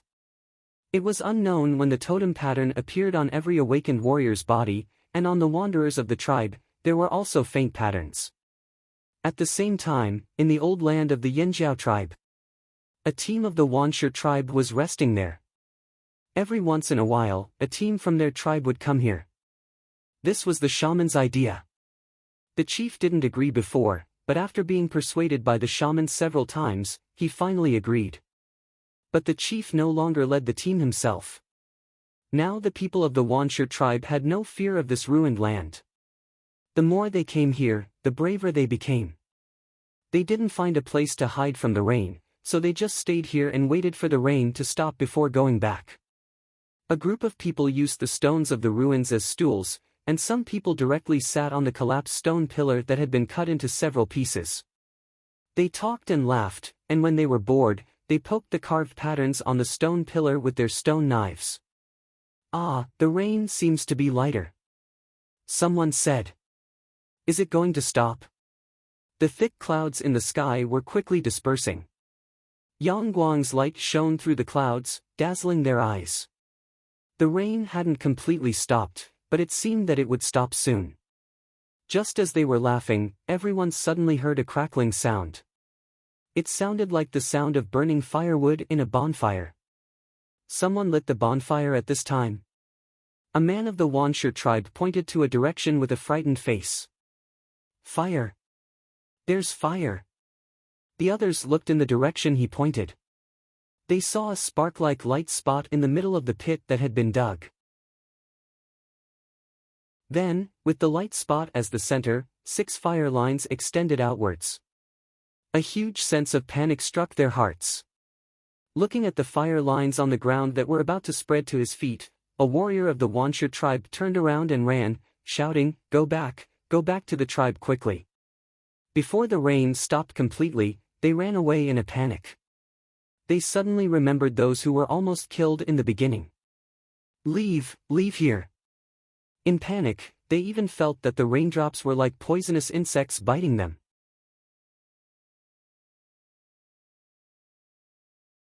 Chapter 245.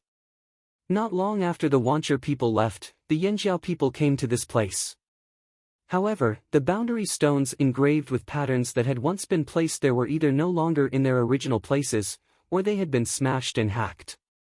The damage was quite serious, and there were even traces of burning. It was most likely done by the Wanshe people. Looking up, they didn't see the tall stone pillar above the forest. Xiao Xian suddenly had an ominous feeling. He was afraid that the fire pit was also in trouble. Not only Xiao Xian, but the shaman also had a premonition. His hand holding the walking stick was shaking. The burning line of fire had already reached the feet of the Yanjiao people. They didn't feel scared or horrified. They only felt a strong sense of familiarity, as if they had finally found a place to belong. The totems in their minds were all active and very energetic. Just stepping on this land made them tremble, as if they were filled with infinite power. The old place. This was the old place. Everyone's eyes were full of expectation. Almost there, almost there.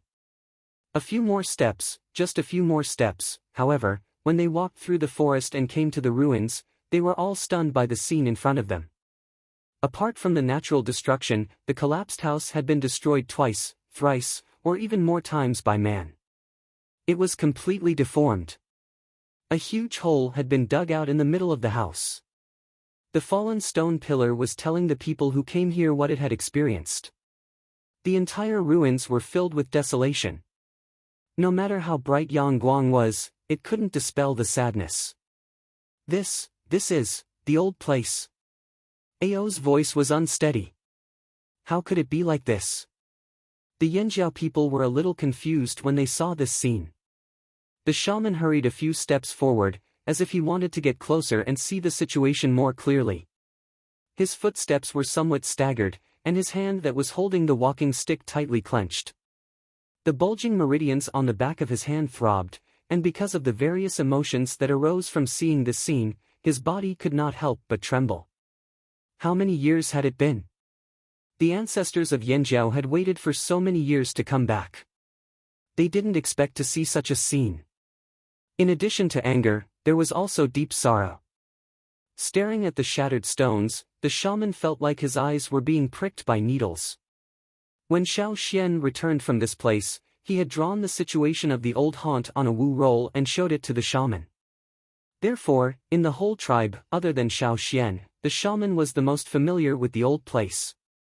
The shaman knew exactly where the house was, where the stone pillars were, and where the fire pit was.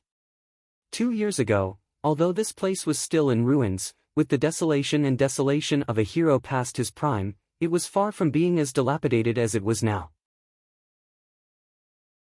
Even the fire pit had been dug out. How preposterous! What a bastard! He raised his hand that was as old as tree bark and gently pressed it against his chest. Pain! It was a pain that he had never experienced before. From the day he was born, to the day he took over the position of a shaman, until now, the old man had never felt this way. There wasn't a single drop of blood, but the pain reached all the way to the bone. The old man was too emotional. Xiao Xian was worried that the shaman would suffer too much, so he hurried over to support him.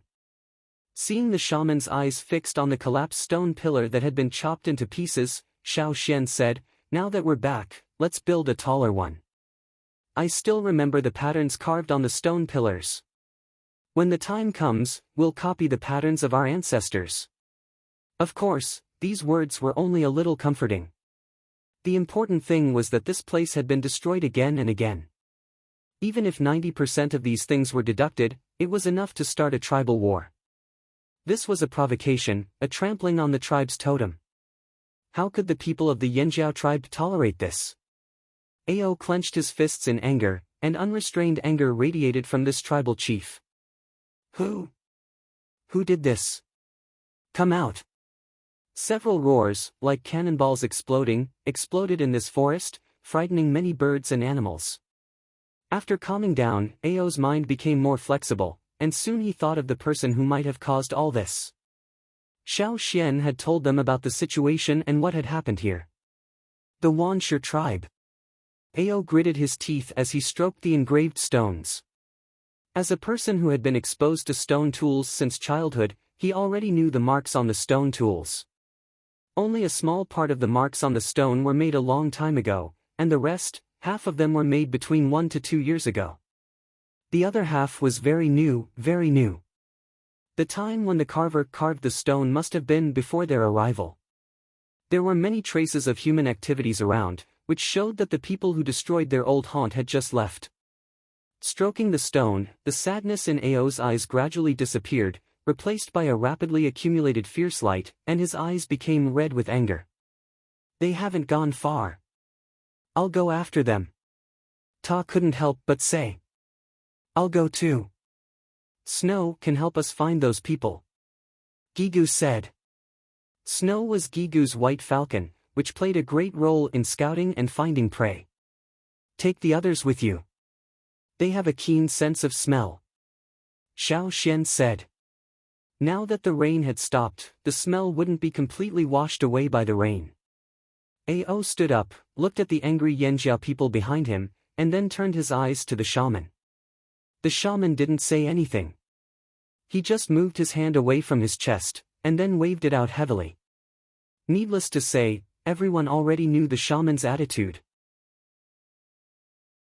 He let Ao and Xiao Xian do whatever they wanted. What about here? Ao asked. Don't worry. This is the old haunt. The old haunt of Yanjiao. The shaman's words were like a heavy stone falling on everyone's heart. Because it was the old haunt, because the fire seed and the fire vein were still there, only the Yanjiao people would be protected. Understood. Ao pointed at the ferocious beasts, indicating that they should go. He also pointed at 30 people. Xiao Xian and Caesar took the lead. Except for the turtle pulling the fire seed's carriage, the others all left. Whoosh, the people pointed at by Ao took off their animal skin bags, picked up their weapons, and quickly swept through the grass, chasing the ferocious beasts. In the forest, the people running met some ferocious beasts, and the originally concentrated group was scattered. A warrior of Wanshi was separated from his companions. Because he was too tired, he fell to the ground, his heart beating wildly, and his body trembling. He opened his mouth wide to breathe, and looked back from time to time, his eyes full of fear. Quack, quack, the sound came, and the warrior sitting on the ground bounced up from the ground, as if he had been stabbed by a nail, and started to run. Behind him, 5 carnivorous birds shouted and chased. They were very fast, and they were very familiar with the forest, running as fast as the people in front of them. Hearing the approaching footsteps and cries, the running warrior was desperate. He was the only one here. If he fought against the 5 birds alone, he would be seriously injured even if he didn't die. He closed his eyes hard, and when he opened them again, he clenched the knife in his hand, ready to turn around and fight. When the Wanshi warrior turned around and waved his saber, intending to fight desperately, he found that the 5 carnivorous birds, who had been chasing him, all stopped abruptly, and the muddy water splashed on the Wanshi warrior's body. Before the soldiers of Wanshi attacked, the 5 birds ran away as if they were running for their lives. They didn't even make a sound. Wanshi's soldiers stood there, holding their swords. They stared at the 5 fleeing figures, panting heavily. Just when he thought he had temporarily saved his life, he heard the tapping sound again. It sounded similar to the footsteps of those carnivorous birds, but this time, it was faster. Why did those usually arrogant carnivorous birds leave as if they were fleeing? Was it because of him? An even greater sense of panic struck. He changed the direction of his escape and ran away from the sound of footsteps. But this time, the pursuers were much more powerful than the ones before. Tap! Tap! Tap! Every sound of footsteps behind him was like thunder in his heart. He didn't even look back to see who was chasing him. He just ran away. In less than 2 minutes, a bird's head hit the running man like a hoe. The man was knocked down to the ground. There was a bloody hole in the back of his neck, and blood was gushing out. Mai, who followed closely behind the forest Rakos, also arrived. No matter whether the man was dead or not, he killed him with his knife. Go on. Mai patted the head of the forest Rakos and said. It had planned to chase the birds to have a good meal, but after hearing Mai's words, it had to give up the delicious food for the time being. It was not in a hurry. There would be plenty of time in the future. Similar scenes were happening everywhere in the forest. This time, except for Xiao Xian, who was an intermediate totem warrior, the other 30 people were all senior totem warriors. In the sky, Cha-Cha and the white falcon were flying. In the forest, several ferocious beasts were leading people to chase the people of the Wanshi tribe. As long as they were still in the forest, Ao would not let any of them go. At the same time, in the Wanshi tribe, the Wanshi shaman rushed into the room of the Wanshi chief, Bian, who was having a good time. "Chief, the fire seed has changed." Seeing the shaman more panicked than last time, Bien was even more dissatisfied. In the past 2 years, the shaman had become nervous. He always felt there was a threat in the forest, but every time he sent people there, they found nothing unusual. Bien had always thought it was caused by the old guys in the central region who didn't like him, and he was also angry. Now looking at the shaman, Bien was surprised and doubtful. He planned to take a group of people to have a look. It would be better if they could find some evidence and throw it on the old guys. Didn't they say they wouldn't initiate a war? What about now? It would be better if they could blackmail them. Bien was not afraid of offending people. Anyway, this was his territory. He kicked the door open and called people. He planned to take a walk in the forest.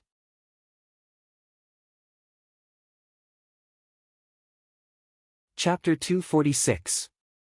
After the rain, the air in the forest became fresh. However, the people running in the forest were not in the mood to pay attention to the air. They only felt that the forest full of sunlight was full of murderous intent, which was driving them crazy. Puff! A sharp light flashed. The spear penetrated the body of a Wancher warrior who was running. The man beside him did not look at his fallen companion. Instead of slowing down, he sped up. In the distance, there came some strange cries of beasts or ferocious beasts, which made people's hair stand on end. There seemed to be a cold current in the forest, which made the birds and beasts that used to live here stay away. Even the ferocious beasts began to look for other places. Yangguang was fine, and the water on the ground reflected the dazzling Yangguang. However, the running man only felt that the temperature around him was dropping rapidly. His eyes, which had been filled with anger because of being chased, were now filled with endless panic. Feeling the approaching killing intent, the running man's pupils suddenly shrank. He felt that a chill was rushing up his spine, and the back of his neck was cold. What should he do? The running Wancher warrior anxiously tried to think of a way to survive. Suddenly, his eyes lit up. Yes, there was a giant bear. He remembered that there was a giant bear around. He could lead the pursuers behind him to the giant bear. Perhaps the giant bear would shift its target to them, and he could take advantage of the chaos to escape. The more he thought about it, the more he felt that it was feasible. The face of the Wancher warrior became gloomy because of extreme fear, and his face was so distorted that it could not be seen clearly.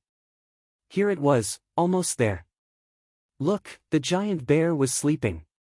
He could see a tuft of dark brown hair behind the bush. It was the small one. The big one must be nearby. Great! The sleeping giant bear moved its semicircular ears and sniffed. It smelled the food and opened its eyes. Its sleepiness quickly faded away, and it looked around to find the specific location of the food. The running Wancher warrior almost laughed out loud when he saw the moving figure behind the bush. However, before he could laugh, the invisible pressure became heavy as the chasers approached quickly. It made it difficult for him to breathe and his steps were unstable. Senior Totem Warrior. He himself was a mid-level Totem Warrior, but the person who brought him such pressure was no worse than the leader of Swanee, right? He didn't have the time to think about who this domineering and ferocious person was, nor did he have the time to be surprised. The other party's movements were too fast. By the time he wanted to see clearly who it was, his vision had already become blurry due to the huge pressure. The roar of the air riot sounded in his ears. It was like a mountain torrent, covering the sky and earth with a destructive aura. It enveloped him and then smashed down. Bang! The ground instantly caved in, forming a mud pit. The edge of the pit was splattered with blood from the inside out. It had just rained, and because of the violent smash just now, the muddy water spread out and flowed back into the pit. Mixed with the fresh blood, it gathered in the pit and drowned the person who had been smashed to the point of being unrecognizable. Xiao Xian rode on the wolf and looked at Ao, who was standing beside the pit with his hands covered in blood and was still furious. Ao's body was covered with muddy water and blood. Coupled with the strong and violent evil spirit, he looked like a god of death who had just been released. Looking away from there, Xiao Xian looked at the bushes not far away. The bare paw that had just stretched out was drawn back. Crack! The sound of the bare paw breaking the branches was quite clear in this stagnant area. Xiao Xian, Ao, who was covered with evil spirit, and Caesar, who was grinding his teeth, all looked over there. The giant bear cub hiding behind the bushes had a flash of fear in its eyes. Retreat, retreat, turn around and run away. In fact, Xiao Xian and Ao had already noticed the guy behind the bushes, but at this time, they were not in the mood to hunt ferocious beasts.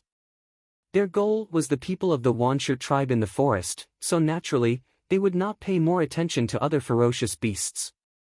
As long as those ferocious beasts did not hinder them from finding their enemies, they would not pay attention to them. The giant bear cub ran towards the mother bear. Seeing its savior, it was about to roar, just like when it was in trouble and asked for help. However, as soon as it opened its mouth, a bear paw slapped it. The giant bear cub was stunned and forgot to roar, staring at its mother blankly. The mother bear stood up and carefully looked around. Then it landed on all fours, growled and bared its teeth, and left with the cub. This place was too dangerous. They could not stay here any longer. It was better to go to other places. In the group of people of the Wanshi tribe, the one who ran the fastest and had the best luck finally reached the edge of the ferocious beast mountain forest. Ha ha ha, I still managed to escape, I still managed to escape. He shouted in his heart. Rushing out of the forest, he looked forward and saw Bien and his men coming this way. Did they know something happened in the forest, so they came to save us? That was better. The one who ran out of the forest was ecstatic. He decided that he would never go into the forest again. If someone died, let others die. He would not go in anyway. He would find an excuse to pretend to be dead. However, while he was rejoicing that he had escaped this calamity, he did not notice the fear in the eyes of the people Fuan brought with him when they looked behind him. Like the wind blowing. A gray figure jumped out of the forest, landed on the ground, and jumped up again like a tight spring. In an instant, it caught up with the one who ran away. It seemed that it had already predicted where the prey would run to the next moment. When Caesar jumped up and landed, the wolf paw just pressed on the man who ran away. Crack! The wolf paw almost penetrated the man's body and stepped on the ground. Blood spread out. The wind from the forest carried the smell of mud after the rain, and also the smell of blood that made people's hair stand on end. The people with Bien were all speechless, as if they were stabbed in the throat with a knife. They just stared at the man and the wolf who rushed out. Who was this man? Bien looked at the totem pattern on Xiao Xian's body and searched for the totem patterns of each tribe in his memory. He even compared the totem patterns of several well-known tribes in the central region, but none of them matched. Frowning, Bien was a little flustered. This was different from what he had expected. Even a moron would know that something was wrong. As for the wolf that just jumped out of the forest. A ferocious beast? Or a tamed ferocious beast? No wonder this guy could be so arrogant. He dared to chase people here and trampled them to death in front of him. Bien's eyes were gloomy. This warrior also looked very young. A senior totem warrior? No, he should not be. At best, he was just a good intermediate totem warrior. Bien could still feel this. However, he did not know why he felt a strong threat from this intermediate totem warrior. Anyway, he was just an intermediate totem warrior. No matter which tribe he was from, even if he had a ferocious beast with him, could they not even deal with a ferocious beast and an intermediate totem warrior? If this spread out, they would be laughed at. Bien was about to take action, but suddenly he felt a breath that made him extremely afraid. He stopped his action abruptly. The breath of a strong man. A figure rushed out of the forest. He rushed out at a fast speed, but he could stop and stand still in an instant. His feet stepped on the ground, making a bang sound. The wet soil on the ground splashed around like waves. The ground trembled.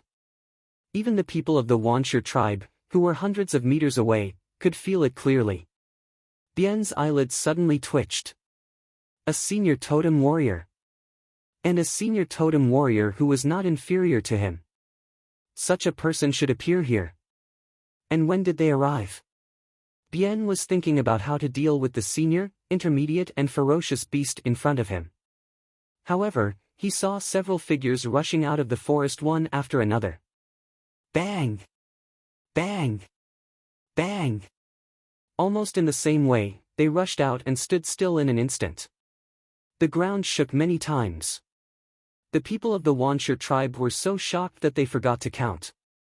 Bien's eyelids kept twitching. Senior. Senior. And senior. These people who came out were all senior totem warriors. Bien felt that the muscles on his back became stiff. Even the movement of twisting his neck became difficult. This situation was simply too shocking for him. While the people of the Wanshur tribe were stunned, Xiao Xian looked at these Yanjia warriors. Since they could come here, they must have dealt with the people in the forest. Xiao Xian and the others did not speak. After all, Ao was still here. With a gloomier and fiercer face than Bien, Ao held the spear in his hand. Clang! A deep mark appeared on the ground in front of Ao. It was obviously made by the spear. The mark was less than 2 meters long under his feet. However, in the eyes of everyone who saw this scene, this line seemed to extend out. Anyone who enters the forest, kill. Every single word was like a heavy blow to his heart. The fearsome beast forest was the boundary. The boundary between life and death. Following Ao's words, more than 30 people came out of the forest and stood in a row. There were not many of them. They were more than 10 meters away from each other.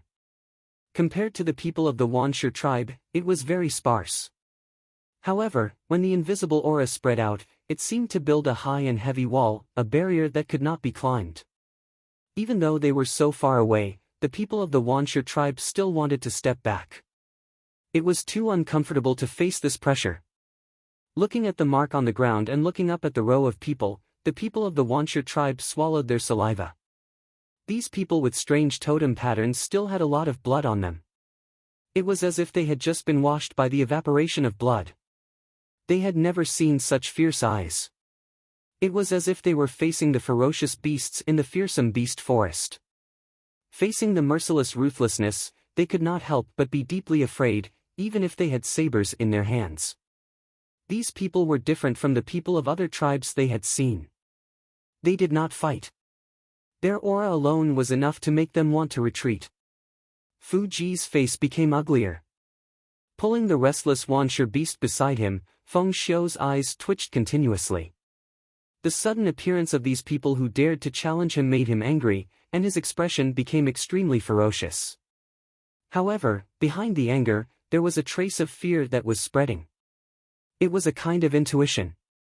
Although the two sides had not really fought and killed each other, Fu Ji really did not have confidence in facing these people. In addition, how many more people like them were there in the forest? How many more had not shown their killing weapons?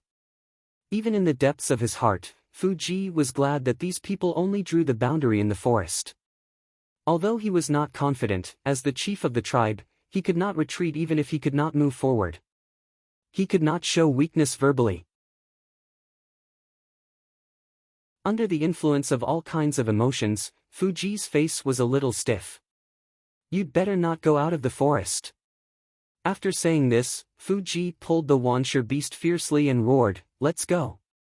Ao suppressed the desire to fight with these people and said to himself in the bottom of his heart, bear it, now is not the time.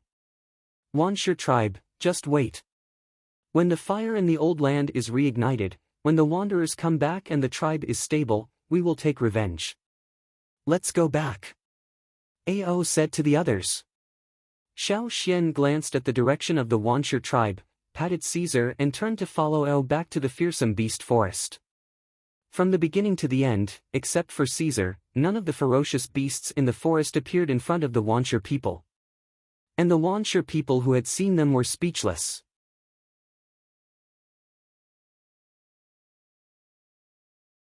Chapter 247. When Xiao Xian returned to the old land with Ao and the others, the place that was full of gravel and debris had been cleaned up. The decent weeds had been pulled out and the dangerous plants in the surrounding woods had been cut down. As for the beasts, they had already run away. Many of them were in the pot. The place where the fire pit used to be had been piled up again. It was almost twice as big as the one on the other side of the river, and also the size of the original one. As long as the underground fire vein was still there, the fire pit could still be restored to its original state. The fire vein was left behind by the ancestors when they left in a hurry. It was a part of the fire seed. Perhaps the ancestors of Yanjiao left in a hurry because of the sudden natural disaster, but they did not expect that they would leave for nearly 1,000 years. During these years, the fire seed that had left had never returned. If they really wanted to move, it would take time to completely take the fire seed away. Just like on the other side of the river, the shaman took a long time to take the fire seed away from the fire pit, and then spent a lot of effort to completely remove the fire seed from the fire pit. Fortunately, now they were all back, and the fire vein was not completely destroyed. Although the fire pit had been rebuilt, the fire seed had not been ignited in it for the time being. The shaman had to hold a sacrificial ceremony, and then ignite the fire seed in the fire pit to connect it to the fire vein. The surrounding people had already started to cut down trees to build houses, and the strong totem warriors were carrying stones. The shaman stayed in the carriage and did not come out. When Xiao Xian came back, Guizhe was jumping out of the carriage with the processed herbs. "What's wrong?" Xiao Xian looked at the wooden carriage and asked Guizhe. "The shaman is in a bad mood." Guizhe sighed. It was not easy to come back here, and seeing the mess, it would be strange if the shaman was in a good mood. Moreover, according to the shaman's style, everything he saw and felt should be recorded in the Wu roll, and passed down in the future. Xiao Xian knocked on the door frame of the carriage. "Come in." The voice from inside did not sound happy or angry. It was hard to tell whether he was happy or angry. When it came to this old man, it meant that he was unhappy. Sure enough, after Xiao Xian went in, he saw the shaman writing on a roll of animal skin. "How is it?" the shaman asked without raising his head. Xiao Xian briefly explained the situation. "Ao is right. We still need some time to catch our breath." The shaman then asked, "Can you copy that stone pillar?" "Yes. However, it would take some time. The stone was not easy to find, and it also needed to be excavated. Why don't I go look for him now?" Seeing the broken stone pillar, Xiao Xian didn't feel good. 2 years ago, when he came here, the stone pillar was like a landmark. He even sat on it. The shaman shook his head. "No, let's put that aside for now. When the fire is ignited, the first thing the tribe needs to do is to go out and meet the returning wanderers." When the fire was reignited in the old land, the wanderers who had left would come back. This was what he had told Xiao Xian. "What about the time of the sacrifice?" Xiao Xian asked. "Tomorrow night." The time of the sacrifice was set. Now everyone had to prepare for the sacrifice as they had done in previous years. They took water to wash the stains on their bodies and clothes, and prepared the sacrificial animal clothes. But this time, there weren't as many steps as there had been at the beginning of the year. They just needed to ignite the fire in the fire pit of the old land. The next night, after washing and changing into the sacrificial animal clothes, the Yanjiao tribesmen gathered around the fire pit, including the wanderers who had joined the team later. As for the wanderers outside the Yanjiao tribe, they didn't join in, but just stayed aside and watched. In the sacrifice, the more important the person was, the closer to the fire pit. Even in a different place, this rule still existed. Xiao Xian was the only intermediate totem warrior in the group closest to the fire pit. The cart with the fire pit was already next to them. The atmosphere around was quiet and solemn. The wanderers who were a little further away stared at the fire pit and didn't dare to say a word. This was not the original mountain, and the place where they were now was not the top of the mountain. Looking around, in the distance, there were mountains around.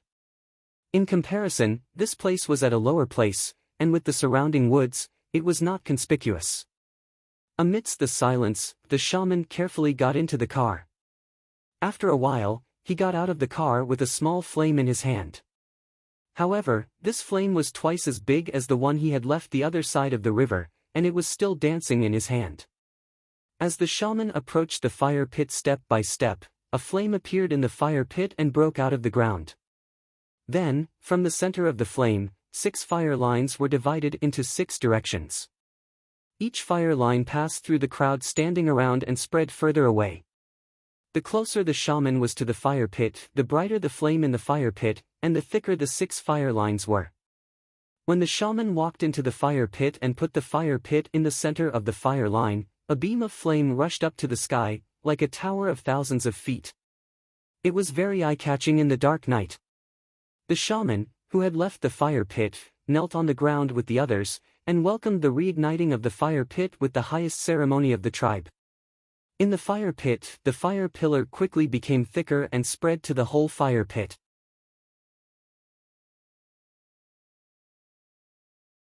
In the heart of every Yanjiao tribesman, there was a sense of honor and pride as a Yanjiao. This sense of pride had never disappeared, and had lasted from the tribe thousands of years ago to the present. They observed with their eyes and felt with their hearts. There was an invisible force around them, which made every blood vessel, every muscle, every bone, and even all the spirit quickly merged with this force. Xiao Xian looked in the direction of the fire pit, listening to the roars around him.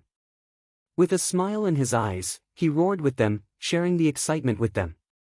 The shaman looked at the flames that filled his eyes. He looked at the familiar 2-horn totem in the middle of the fire pit. Tears flashed in his eyes. We are still strong, and we have never forgotten. Our glory is still there, but we came back a little late. At the same time, in the Wanshi tribe, the Wanshi shaman and the chief Bian looked at the small flame in the fire pit with gloomy faces. Not only the Wanshi tribe, but also other tribes could feel it, especially the tribes in the central region. Those big tribes felt it most clearly. The fire in their fire pits had been swayed because of this. Only a powerful fire could cause such a phenomenon. Who was it? In the whole central region, except for the few known people, who else could do this? Many people were puzzled. In a place farther away from the ferocious beast mountain forest, the shaman of the Mang tribe stood on a high mountain in the forest, glancing at the large green forest around, and then looked in one direction, with a complicated smile in his eyes. Those barbarians really came back, on the vast plateau, in the Feng tribe. He looked at the totem patterns on his body that were clearer than before. His shriveled and wrinkled face trembled, and then he knelt down deeply in one direction. Drops of tears fell into the grass and seeped into the soil. How many years had it been? Finally, it came. He pulled his wife and grandson to kneel down. After a long time, when the totem patterns on his body gradually disappeared, he stood up.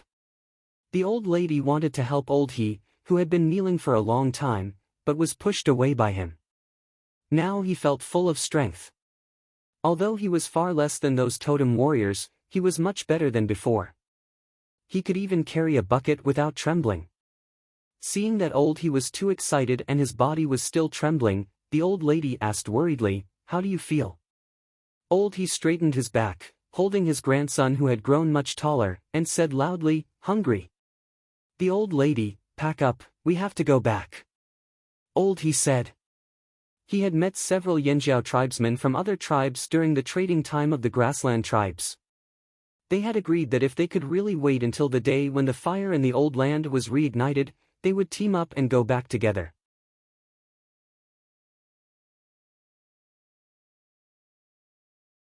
Chapter 248. People in the Yanjiao tribe didn't know how many people lost sleep that night, nor did they know what the other tribes thought. Their thoughts were simple.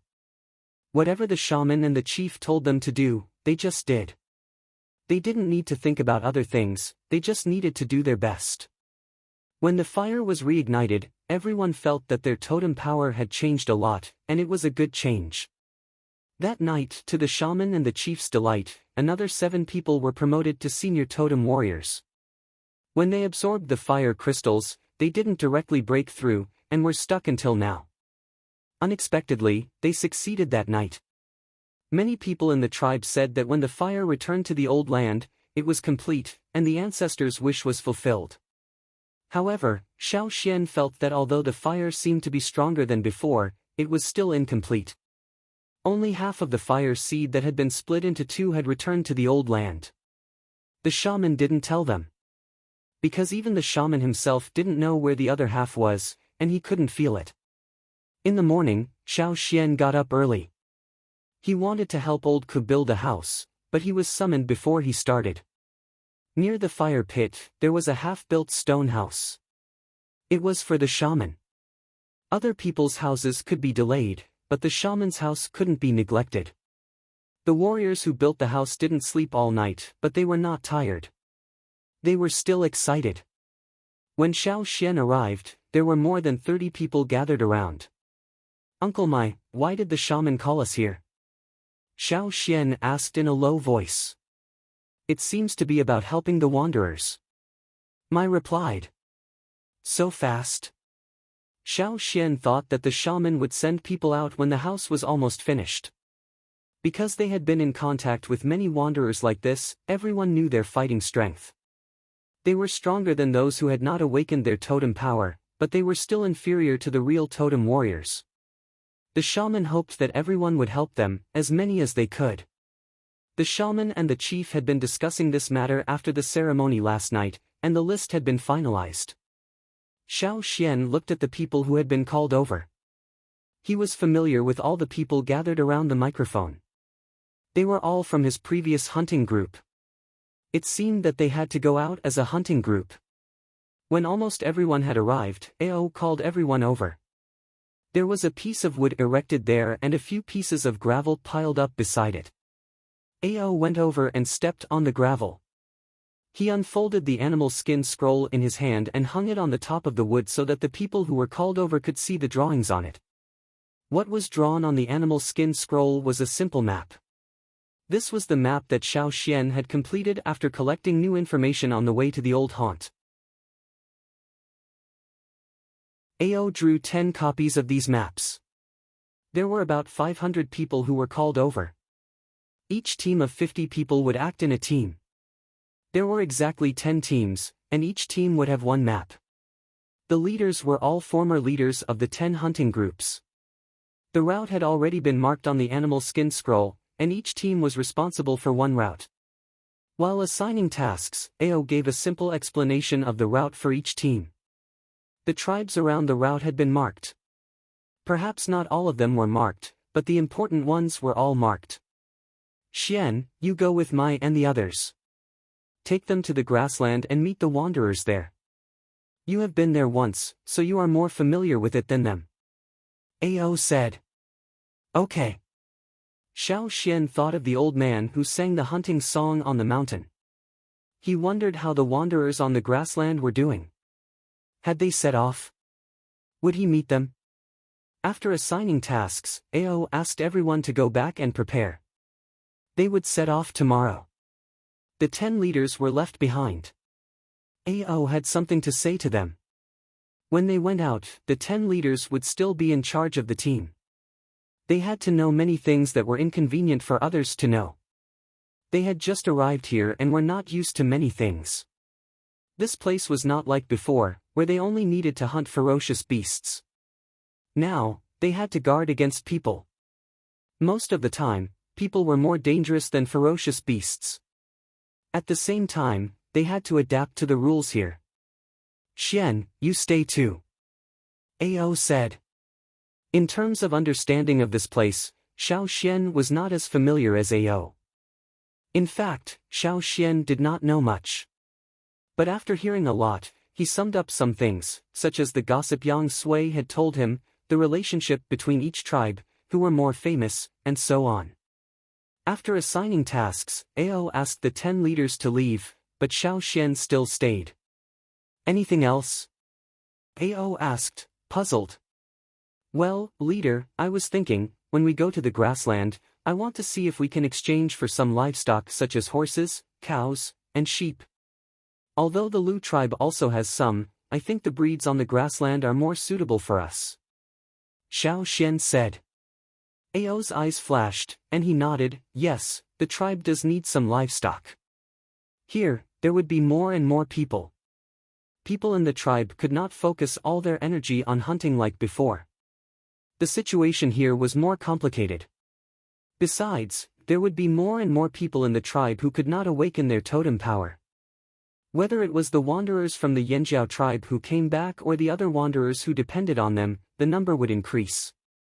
They also needed to consider the placement of these people. They could not just let them live in the tribe without working or contributing. Just as they had discussed before, the rearing and planting of the plants would be distributed to these people. They could not go out to hunt, but they could not even farm and raise livestock. The situation here was better than on the other side of the river. Some people who knew how to make pottery had already started making, and they were very successful. Others also needed something to do. It would take too much time to completely tame wild animals. It was better to exchange some with people directly. You are right. Okay, I agree. Go. Ao said. Xiao Xian did not move.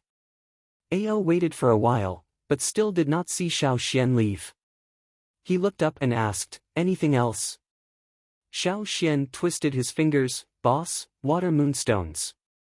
Of course, he was waiting here to apply for public funds. Ao suddenly understood. He just said that the other team leaders needed to get used to it as soon as possible, but he did not think of it himself. Here, to get something, they had to take out other things to trade with others. It was not like in the old tribe, where they could just use a few simple stones or a few wild animals. Many people did not accept food at all. Wait, I will get it. Ao walked to the shaman. All the water moonstones were in the shaman's wooden cart. Xiao Xian left Ao's place with his share of water moonstones, and 9 more for the other teams. He also told them what Ao Wangwang said. They did not need to bring livestock like Xiao Xian did. It would be better if they could buy some seeds. They did not know which plants in the forest could be planted. The species were not stable. What if they died from eating the plants? People who had not awakened their totemic power were not as strong as totemic warriors. Many tribes controlled their seeds very well, and sold them at a high price.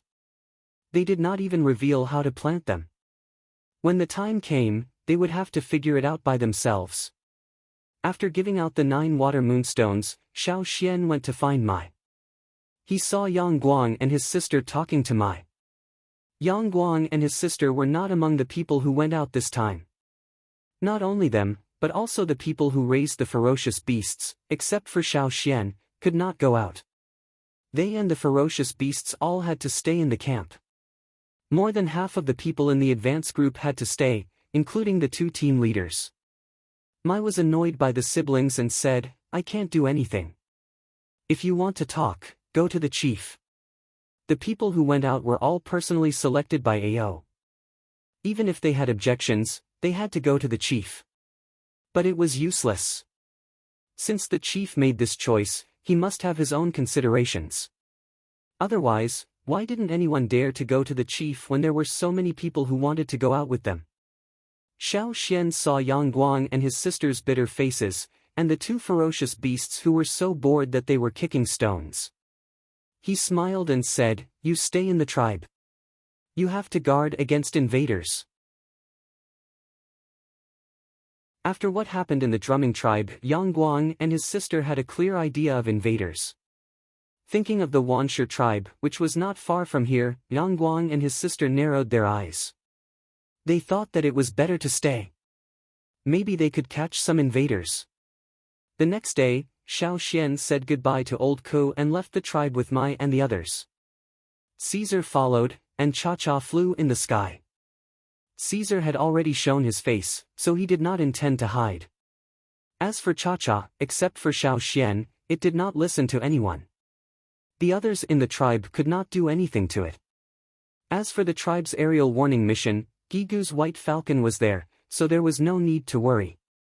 After being frightened, the people of the Wanshur tribe did not dare to go into the mountains in a short time, not to mention that their fire seed had been reignited. The places covered by the strong fire seed were unfavorable to the people of other tribes. The closer they were to the fire seed, the more their totemic power would be affected, and their fighting power would be weakened. This was another reason why small tribes were easier to destroy, and big tribes were stronger. Because the fire seed of big tribes was stronger. Although it was a short time, it was obvious that the shaman and the chief were in a hurry. Fortunately, because of the reignited fire seed, everyone was not tired at all. Instead, they were full of energy, especially those who were on the list. They were more excited at the thought of meeting more people and things from other tribes. They were also envied by those who stayed in the tribe. Xian, how long will it take for us to reach the grassland? Can we come back before winter? Lang Jie, who was carrying the equipment, could not help but ask. It's a bit far, but we can definitely come back before winter. Even if we can't, the winter here is not as cold as the winter on the other side of the river, and there are no ferocious beasts. We can handle it. Xiao Xian said. That's good. Lang Jie looked expectant again. A long time ago, his goal was to become an intermediate totemic warrior in his lifetime. Now, he was already an intermediate totemic warrior. He also felt that he might be able to become a senior totemic warrior in the future. My father said that we are the generation blessed by our ancestors. Lang Jie said with emotion. The others also agreed. But no one noticed that Caesar, who was walking in front, snorted, with a trace of disapproval in his eyes.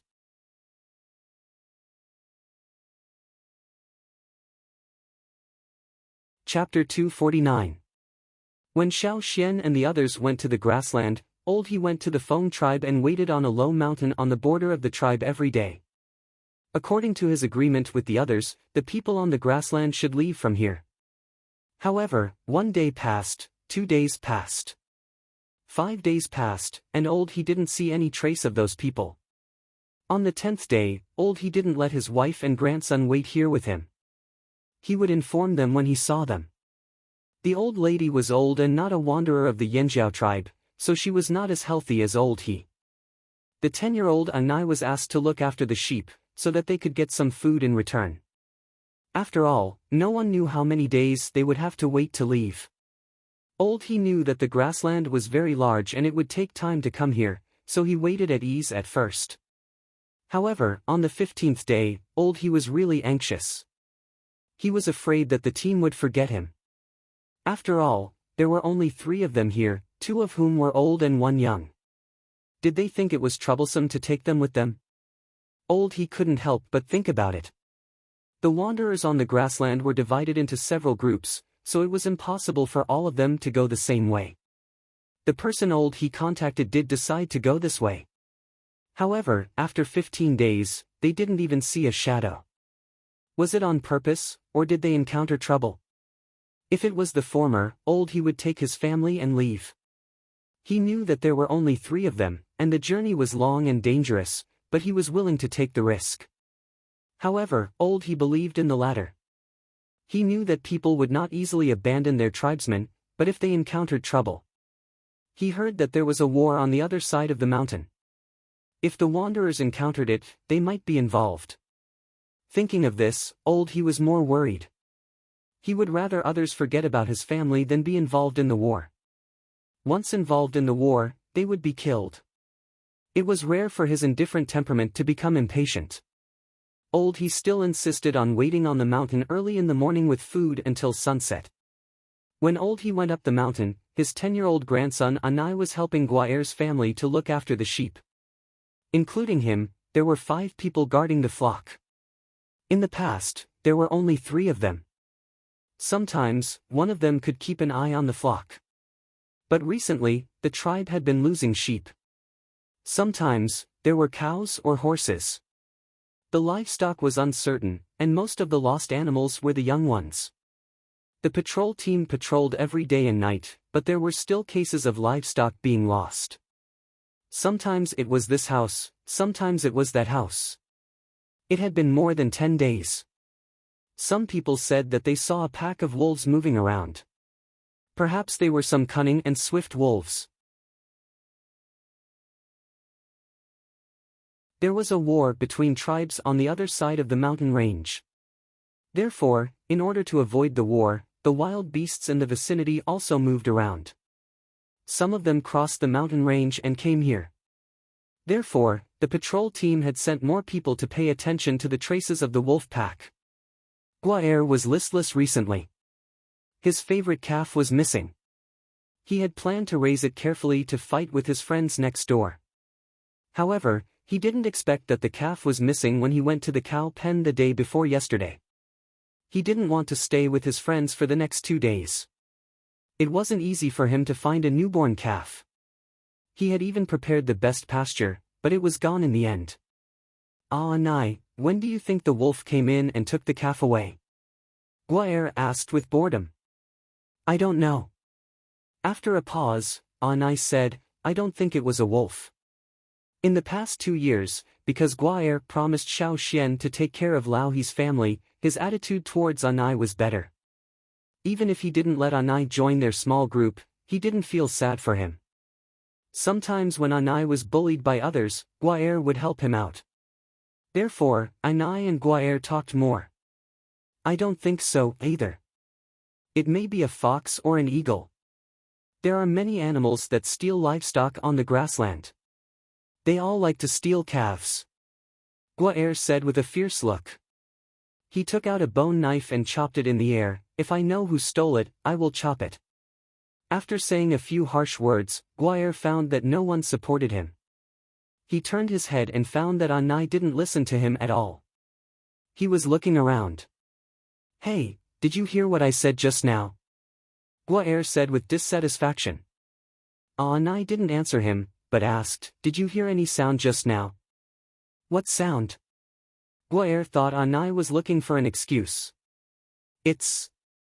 Anai thought for a while, but couldn't describe it. He didn't intend to pay attention to Guaer's complaint. He stood up and looked at the sheep that were eating grass not far away. However, Anai didn't want to pay attention to it, but Guaer couldn't stop talking and continued. Hey, I heard that you are leaving. When will you leave? Where will you go? Can you see Xiao Xian again? If you see him again, ask him to carve a wood carving of a wolf for me. I will exchange cattle and sheep for it. The wood carving was taken away by my father and he didn't let me touch it. Guaer said to himself. Guaer.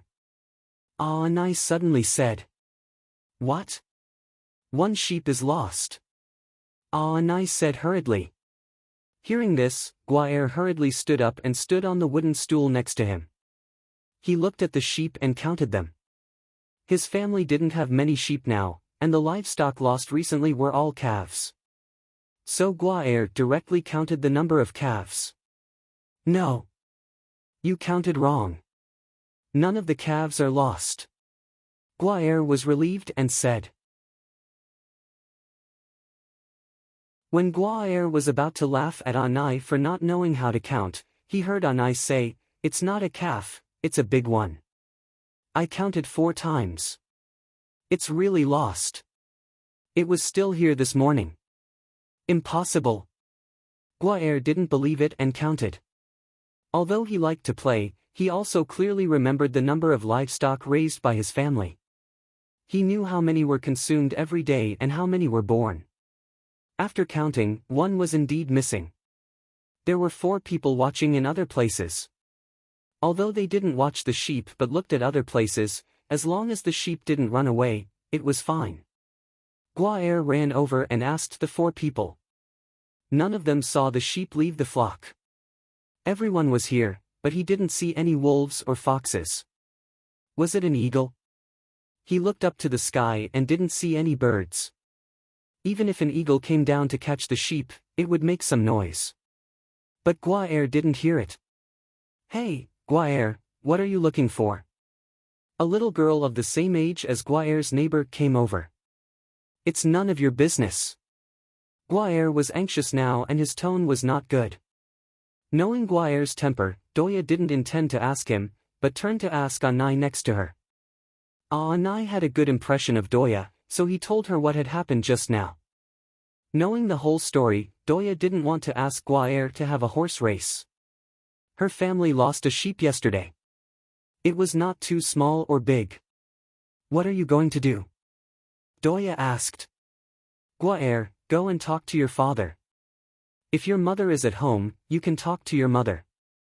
Anai advised. No, I'll look for it first. Guaer didn't want to find his father who was patrolling now, nor did he want to wake up his mother who was sleeping. His mother had a younger brother or sister in her belly and needed to rest. Moreover, he hoped to find some clues and then tell the adults. I'll go too. Doya swung her horsewhip, rolled up her sleeves and followed him. Anai looked around and said something to the nearest shepherd. Then he chased after Doya and Anai. The shepherd didn't care about it. The children in the tribe ran around all day and nothing happened. There were patrols at the border, so they didn't worry. When Anai and Guaer were looking for the missing sheep, Old He, who was standing on the low mountain, finally saw a team. The leader was the one who had contacted him. Old He, who was very happy, hurried over, only to find that the people in the team were very tired and had many injuries. There were 2 seriously injured people in the team and he didn't know how many days they could last. They encountered the war on the other side of the mountain.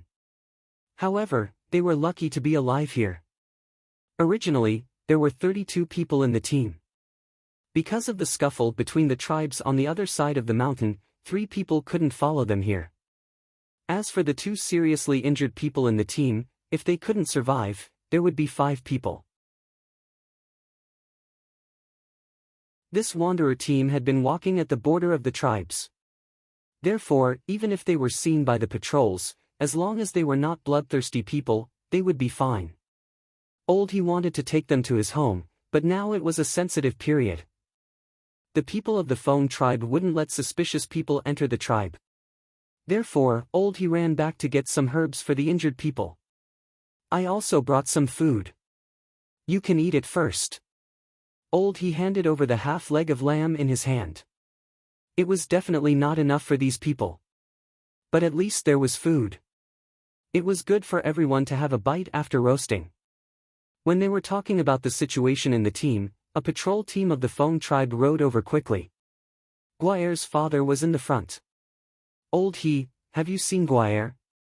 The man was so anxious that his forehead was full of sweat. No, what happened? Old He had a bad feeling and his voice was trembling. A sheep was lost at home. Guaer didn't even tell us. He directly took Anai and Doya to look for it. But we haven't seen them yet. Old He's legs were soft. Anai was the only child left in his family. If something happened, look, I'll look for it too. Old He said with trembling lips. The patrol team looked at the nearly 30 wanderers in front of them who were full of blood and asked, Did you come from the mountains? Have you found any abnormal situation, such as wolves and other beasts? There were indeed wolves and foxes running here, and, The man who spoke thought of something and said with a frightened face, there was also a kind of big worm. I heard that it was originally sleeping around the mountains. It was awakened by the war over there. It came out and ate many people. One of our team was dragged into the ground by them. I don't know if they came over. Worm? Stone worm? The man asked. Not stone worms. They have sharp teeth and are a little flat. They have many feet on their bodies. They don't leave any holes where they drill.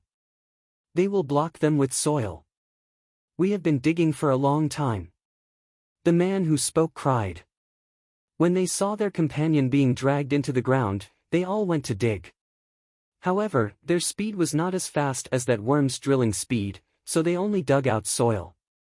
Worms that drill into the ground? Without leaving any holes? The patrol team was shocked. They looked at each other and saw the suspicion in each other's eyes. The livestock lost in the tribe might not be wolves or other beasts on land or in the sky, but a threat from the ground.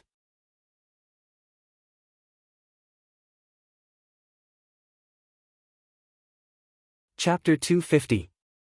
According to the description of the wanderers, the patrol team immediately went back to inform the others and tried their best to find it. Guaire and the others might have encountered that kind of insect. The wanderers who were not seriously injured also helped to find it at the border. They couldn't enter the tribe, but they could still move around the border and help the old he. Since the faint totem patterns appeared on their bodies gradually became stronger. Especially a few days ago, they felt particularly carefree that night, which even made them have the illusion that they were real totem warriors. Because their bodies became stronger, they could walk all the way here and so many people survived. In the scuffle over the mountains, some people wanted to kill them, but they were all killed by their joint efforts. Although they were inevitably injured, they also lost some people. When the Feng tribe was panicked because of the news brought by the wanderers, the 3 people who went to find the clues of the lost sheep also got into trouble as everyone expected. The 3 children were panting heavily as they ran for their lives. "Hurry up! Hurry up, it's catching up with us!" Guaire roared. They now regretted that they didn't inform the others directly at that time. Not long after they left the place where they grazed the sheep, they were attracted by some wool on the ground. After walking for a while, they didn't meet the patrol team, but they found that something was approaching behind them. The uplifted soil on the ground was approaching them quickly. The 3 of them ran and ran. The further they ran, the further they went from the residential area. At first, they were running and shouting, hoping that someone could hear them. They also thought that it would be great if they could meet someone from the patrol team. However, until now, they hadn't seen anyone from the Feng tribe. When they came to themselves, they found that the surrounding area was empty. Although they were still in the territory of the Feng tribe, they were close to the border, so few people came here. The pursuer behind them seemed to deliberately avoid the patrol team's active place, and had been chasing them here. The 3 had little strength to shout again, so they just ran. Thinking of what he had said before, if you find the animal thief, kill it. But now, Guaire knew how wrong he was. Run that way, don't run out of the tribe. Guaire led the 2 to turn around, but soon, they found that they were still too naive. Another brown-red insect drilled out of the ground and blocked their way. The worm was wider than the 3 of them put together.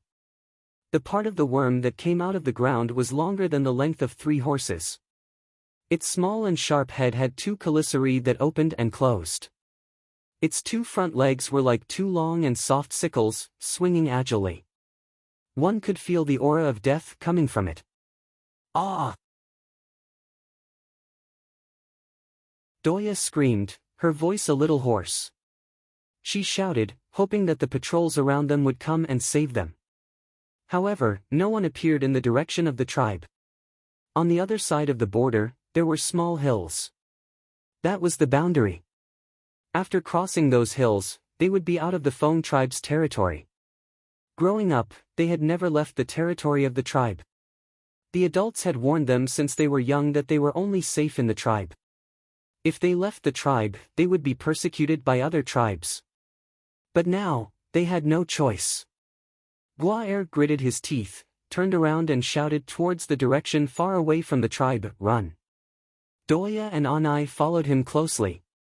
When Guaire was running, he thought of what his parents had taught him when he was a child. If you met a beast with a sheep and couldn't beat it, you should give up the sheep and throw it to the beast. If the beast had the sheep, it wouldn't chase you for the time being and you would have a chance to escape. At this moment, there were 2 insects chasing them. There were 3 of them. Doya was a member of the Feng tribe like him. Only Anai was a wanderer. In many people's minds, wanderers were the sheep that was abandoned after encountering danger.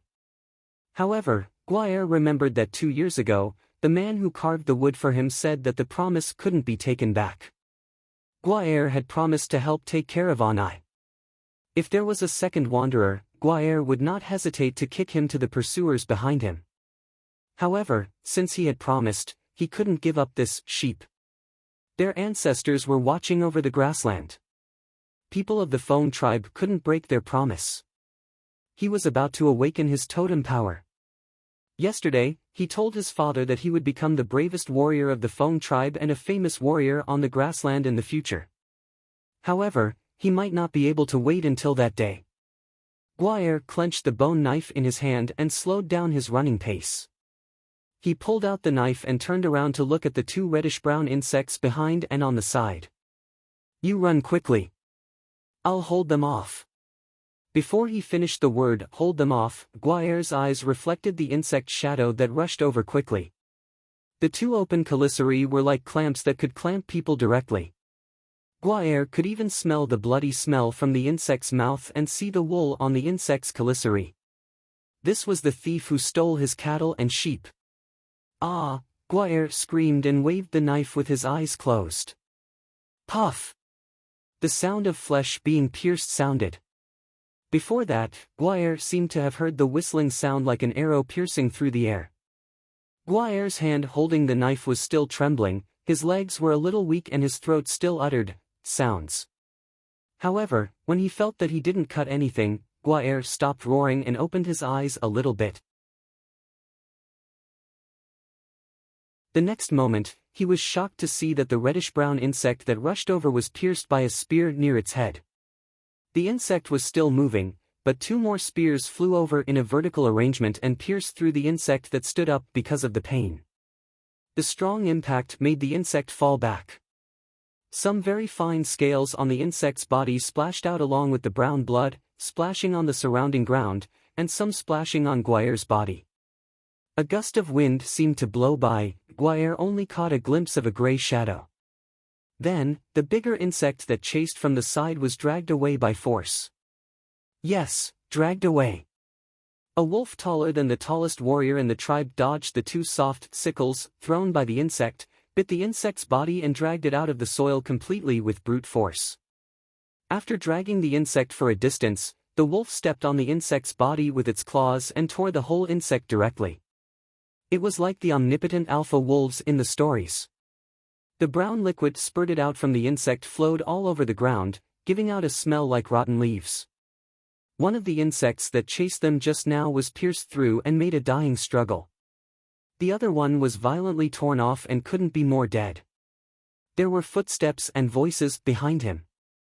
Guire looked away from the wolf with difficulty and looked behind him. Anai and Doya didn't run. After he stopped, they also stopped 2 steps away. Further away, a group of people ran over from the low hill. Guire only knew one, Xiao Xian, who carved wood for him.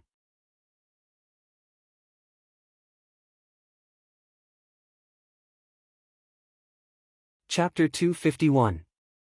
The 3 children's faces still showed the relief after the crisis, as well as the fear that had not completely disappeared. 2 years had passed, but Anai still remembered Xiao Xian. Therefore, after seeing Xiao Xian, Anai was relieved and couldn't help showing joy on his face. His grandfather had said that Xiao Xian was from the same tribe as them. Lang Jie and the others went over to look at the worm that was still struggling. They had never seen this kind of strange worm. Perhaps, they only lived on the grassland. "Anai, why are you here?" Xiao Xian came over and asked. If they hadn't arrived in time, the situation would have been terrible if they had been late. Anai briefly told them what had happened. "It should be these worms that stole it. I heard that there was a tribal war on the other side of the mountain. Recently, there have been more and more beasts around here. These worms may have come from the mountain." Anai told them his guess. "Well, it should be them. Where is your grandfather?" Xiao Xian asked again. "Grandfather is waiting for Uncle Kun and the others. He has been waiting for more than 10 days. Anai said. Xiao Xian had a general idea in his mind. Just at this time, he heard the sound of hoofs. "The people of the Feng tribe are here," Xiao Xian said. Hearing Xiao Xian's words, Doya and Guire also looked around. Doya was still vigilant just now. Even if these people had saved them, she was still vigilant against outsiders. Seeing that Anai and Guire were familiar with them, her vigilance faded a little, but she still carefully looked at these outsiders whom she had never seen before. These people looked difficult to deal with and would not lose to the warriors of the patrol team in the tribe. Seeing the patrol team appear from the mound, Guaer and Doya immediately shouted with joy. The team of the Feng tribe was led by Yi Bei, the leader of the patrol team. Xiao Xian had seen him before. Guaer's father was also among them, and his face was full of sweat. Seeing that the two children were fine, the weight on the hearts of the patrol team was lifted.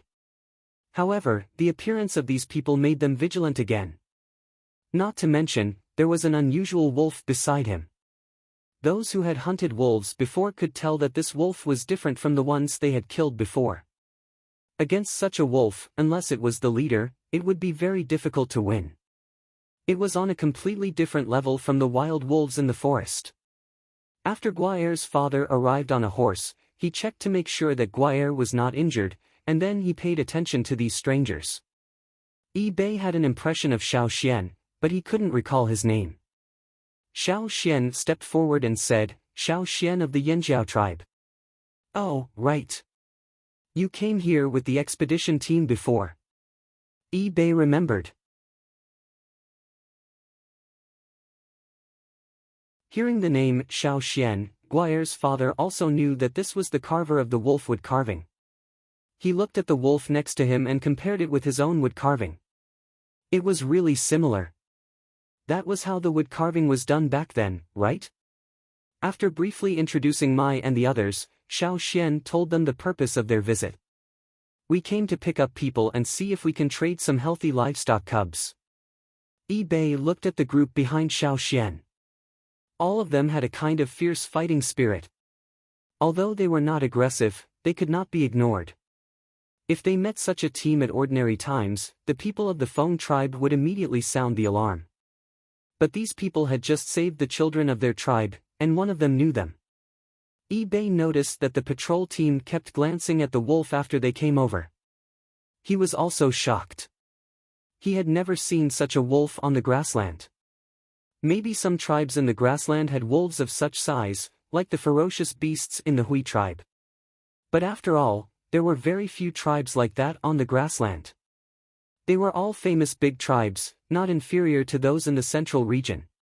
But in front of him, they were from the unknown Yanjiao tribe. No matter what he thought, since the other party was not malicious or aggressive, and their words showed that they wanted to make a deal, Bei showed a warm attitude. Letting people take the two dead insects, Yi Bei took Xiao Xian and the others to the tribe.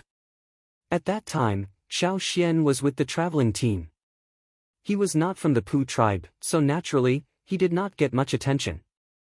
But this time, they came in a team representing the tribe, a mysterious tribe that could not be underestimated. Yi Bei could not be careless. He also let people go back to report to the shaman and the chief. Xiao Xian and the others did not go directly to the Feng tribe, but went to the place where Old He and the others were. The wanderers who went out to help find Anai had received the news and rushed back. Old He was also told that Anai was fine. When he was thinking about whether to go back to see his grandson, he saw a group of people coming. Xiao Xian. Old He saw Xiao Xian and his grandson Anai, who was beside Xiao Xian. Hearing the name Xiao Xian, the people who were sitting on the grass immediately stood up and stretched their necks to look over. They heard from Old He that the totem warrior who appeared in the tribe 2 years ago was called Xiao Xian. So, the people from the tribe came? Thinking of this, the wanderers were excited. Even those whose legs were injured asked their companions to help them up and looked at the group of people coming over. They had never seen them before, but they felt familiar. They were indeed from the tribe. Yes, are they from the Yanjiao tribe? They are from our tribe. Someone corrected. They are really from the tribe. They must be totem warriors. The grassland tribes treated totem warriors differently from wanderers. They could see the cautious attitude of the patrolling members of the Feng tribe, so they must be totem warriors, not wanderers like them. Look, there are wolves. What a big wolf. Is it domesticated? Old He was so excited that he stepped forward to greet them. Grandpa. Nai rushed to the old man and told him what had happened before. Looking at his grandson who was safe and sound, old he looked at Xiao Xian and the others and thanked them again and again. "Long time no see, old he," Xiao Xian said with a smile. Looking away from old he, Xiao Xian looked at a young man who was coming over. The person's face was filled with excitement and nervousness. He had a square face, and because he often worked outside, his whole body was tanned. His palms were rough, and there were many wounds and scars on his body. Some were new, and some were old. Under the animal skin clothes with several holes, there were traces of grass ropes on his shoulders. Because of the hard life, he was not very strong compared to the other warriors of the Yanjiao tribe, but he had a strong spirit. Probably because he had not had a good rest for many days, he looked a little tired, but he looked at the warriors of the Yanjiao tribe with burning eyes. "His name is Kun Tuesday. He was going to take us back." Old he introduced him. Xiao Xian nodded and stepped back.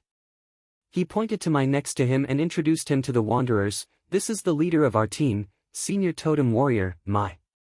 Xiao Xian deliberately mentioned Senior Totem Warrior to make the wanderers feel more at ease, and also to let Mai know his existence here. If these people awakened their totem power in the future, Mike could take them as his subordinates.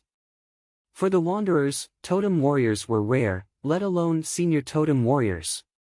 Wasn't that the same level as the leader of the patrolling team of the Feng tribe? Mai asked people to distribute some food and herbs to the wanderers, and then he talked with Kun Tu and asked for details. "Mai, Xiao Xian, our chief wants to see you." Yi Bei came and said. Xiao Xian looked at the wanderers. Yi Bei saw it and smiled. "They are coming too." From now on, Kun Tu and the others were no longer wanderers. Since they were no longer wanderers, their attitude was naturally different. It was different to have the support of the tribe. The wanderers were so excited that they could not calm down for a long time. After finding a place to settle the injured and tired wanderers, Mai took people to the chief of the Feng tribe. The chief of the Feng tribe mainly wanted to meet the people of the Yanjiao tribe and see what kind of people they were. At the same time, he also wanted to thank them for the strange insects. Hearing that they were going to trade livestock, the chief of the Feng tribe asked people to take Xiao Xian and the others to pick livestock. Mai stayed there to talk with the people of the Feng tribe, and Xiao Xian took 10 people to pick livestock. The livestock were not always in the same place. Sometimes they would go to one place, and if they did not have enough, they would go to another place. When Guaer saw Xiao Xian take people and wolves to his home, he was very excited. "Dad, a living wolf, a living one." "I know. Don't go there, or it will eat you." Guaer's father went over to help Xiao Xian pick the livestock, but Guaer didn't dare to approach, so he could only stand not far away and watch. He had already forgotten the panic of encountering the strange insects before, and now he had time to stare at Caesar. Not only Guaer, but also many people around, no matter adults or children, especially those who were close to Guaer. They had also seen Guaer's wood carving. Guaer had taken it out and compared it with them. They had thought that the wood carving was too exaggerated. Some of them had seen a wolf pack and the head of a wolf pack, but they had never seen such a wolf. Look at the claws and teeth of the wood carving, and the momentum, it was too exaggerated. However, now it seemed that the wood carving was not fully shown. Sure enough, it felt different to see a living one. Being stared at, they felt a chill on their backs. Xiao Xian asked people to help him pick some livestock, and he also picked some himself. There were cattle, sheep, and horses. They were all young animals that could walk and run. Because the chief valued the Yanjiao tribe, the people who helped him pick the livestock did not dare to fool around. They picked carefully. After picking, they traded with water moonstones or shells. Before Xiao Xian came, he had already exchanged water moonstones for shells and other things in a market. So no matter what the Feng tribe accepted, Xiao Xian could take them out. In the end, there were 20 cattle, sheep, and horses, male and female. After picking, he asked the wanderers to look after them. They had experience and could take good care of them. That night, the people of the Yanjiao tribe stayed in the Feng tribe. Because of the war on the other side of the mountain, more beasts came over the mountain. On this side of the mountain, in addition to the Feng tribe, there were several other tribes that had been attacked by strange insects and beasts. Naturally, there were more people patrolling at night. Caesar lay on the grass outside, listening to the cries in the distance. He felt that it was too noisy, so he stood up and shook his fur. Then he raised his head and howled to the sky. Ow! The howl passed through the grassland of the Feng tribe and spread to farther places. It could even be heard in the mountains.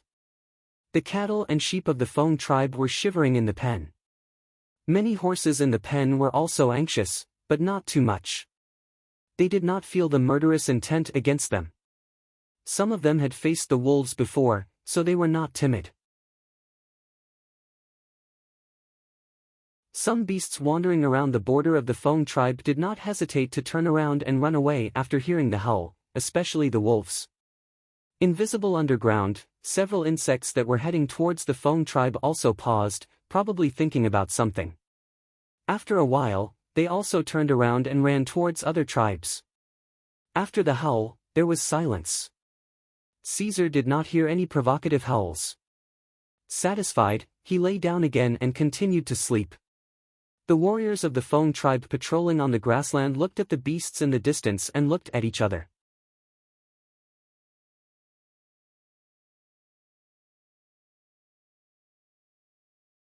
Chapter 252. It could be said that the night they stayed at the Flaming Horns tribe was the quietest night the people of the Feng tribe had ever spent. On this night, they didn't hear the cries of various nocturnal beasts from afar, nor did they hear the whistles of the patrols to inform each other of the emergency situation. They also didn't encounter any other abnormal things. Even the strange insects that they had been guarding against all this time didn't appear. The next day, Yangguang was bright and beautiful. Every family got up early and the first thing they did was to count the livestock in their animal pens. How is it? Not a single one is missing. A woman of the Feng tribe said happily to her husband after counting the livestock. The neighbors were also exchanging information to see who was unlucky enough to lose their livestock. However, after exchanging information for a whole morning, they found that no one had lost their livestock. A man who complained that he had lost his sheep had to count twice to make sure that they were all there because he had counted wrongly. This was the first time in a long time that no livestock had been lost. Listening to the information collected by his subordinates, Bei nodded. It seems that those insects were the ones who stole the livestock. It could be something else, but they were scared away last night. Someone whispered. The howling of the wolves last night was heard by everyone, whether they were sleeping at home or patrolling on the grassland. The patrols even saw with their own eyes that the beasts heard the howling and ran away. For a moment, the people of the Feng tribe envied the Yanjiao tribe in their hearts. How good it was to have such a wolf guarding them. Other livestock thieves didn't dare to come close. The people of the Yanjiao tribe stayed in the Feng tribe for 2 days before leaving, mainly to take care of the wanderers.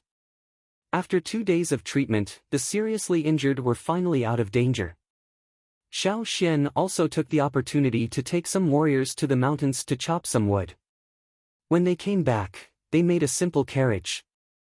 Because there were limited materials and most of the tribe's skilled workers were not here, Xiao Xian basically finished it alone. The carriage he made was not as big as the one they had when they first returned to the old haunt. There was no roof, only a simple frame, and a straw mat woven by a wanderer to shelter Yangguang. Because the wood was not very good and not very strong, it was okay to make do with it.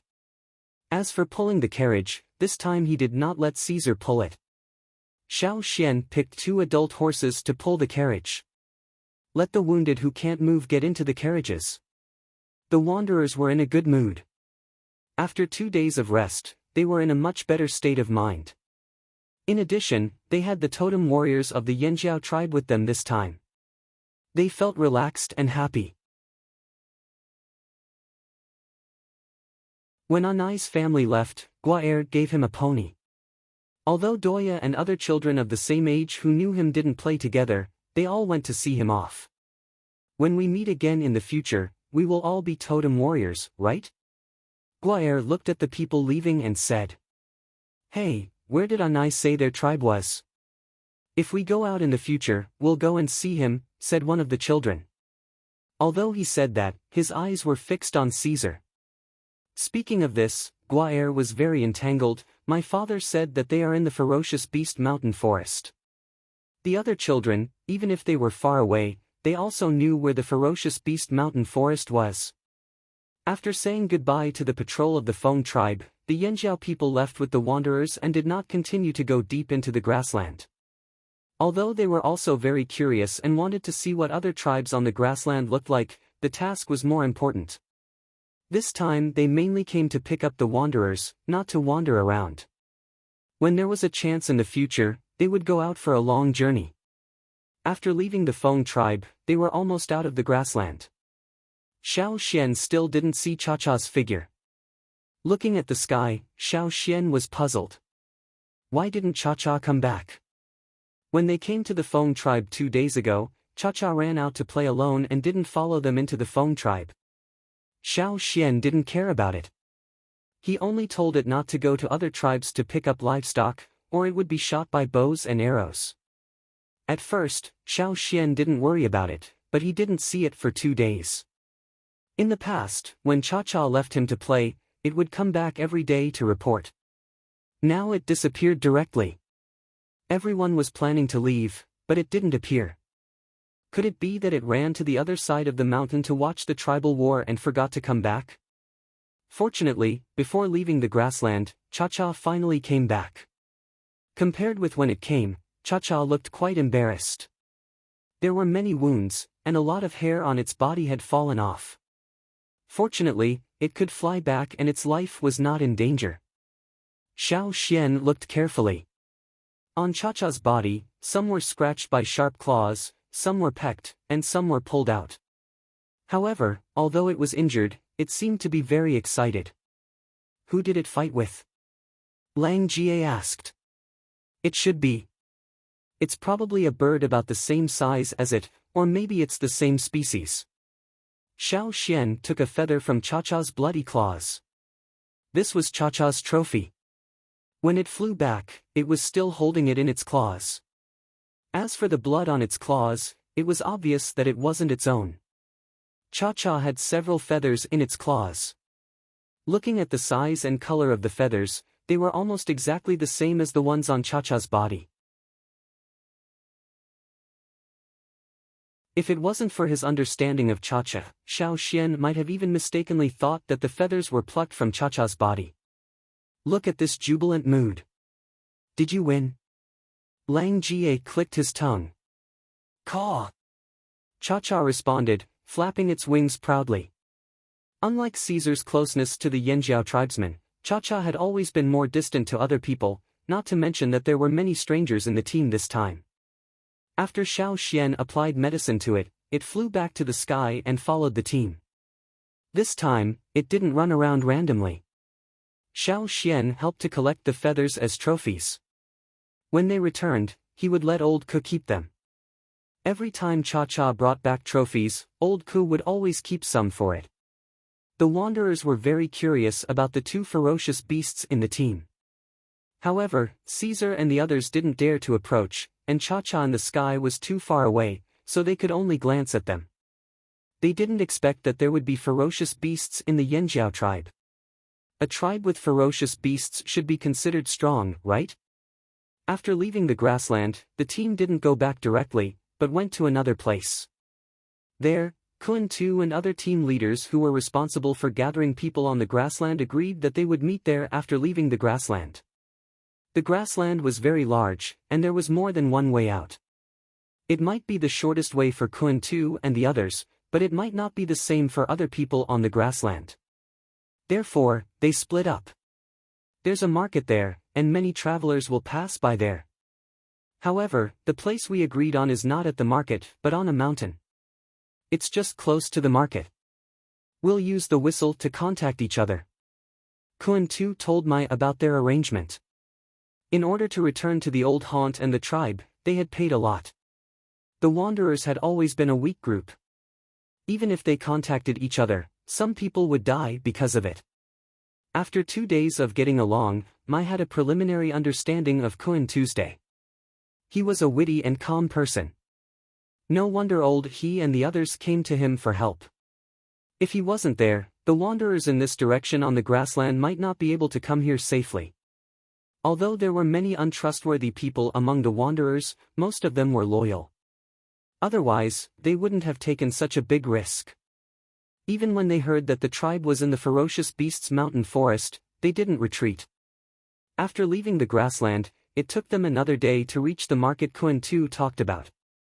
Because there were wanderers and livestock in the team, their speed was much slower.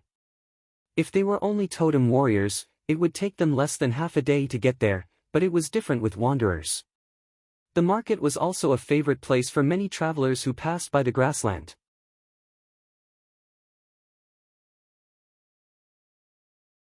Some travelers of the grassland tribes would rest there before entering or leaving the grassland. Kun Tu was not sure where the other wanderers were. He had never left the grassland, and all he knew was the information he exchanged with food and other people. Then, he discussed with the other team leaders and finalized the information. When he arrived here, he was still in the dark. Even if he looked at the map, it was difficult to pinpoint the exact location, not to mention that they didn't have a map at that time. Kun Tu blew the wooden whistle according to the rhythm as agreed, but there was no response. "Haven't they come yet?" someone said. "No, we are late for a few days because of the tribal war. But the others, some of them are closer than us." Did they also encounter the tribal war? Even if they did, not every team would encounter it. The grassland doesn't fight every day. Someone retorted. It was reasonable to say that even if the other teams didn't all arrive, there should be at least 1 or 2 teams. However, no matter how Kun Tu blew the whistle, there was still no response. On the contrary, some travelers passing by always looked at such a strange team with curious eyes. If it weren't for the fierce warriors of the Yanjiao tribe and Caesar, which made the travelers afraid, there might have been several battles. Kun Tu was anxious when there was no response. Mai also frowned. Xiao Xian looked at the sky. Cha-Cha didn't give any hint, indicating that there were no active wanderers around. There are no groups of wanderers around here. Let's find a place to settle them down first, and then we'll continue to search. Xiao Xian said to Mai. It was not good to run around with so many wanderers and livestock.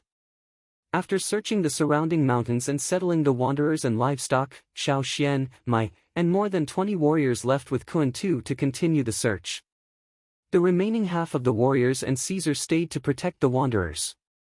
They looked around with Kun Tu, and even scattered to search, but still didn't see any groups of wanderers. Kun Tu's whistle was different from the one used by Xiao Xian. Mai was worried that even if others heard their whistle, as long as it was not the same as Kun Tu's whistle, they would not respond. He could only take Kun Tu wherever he went.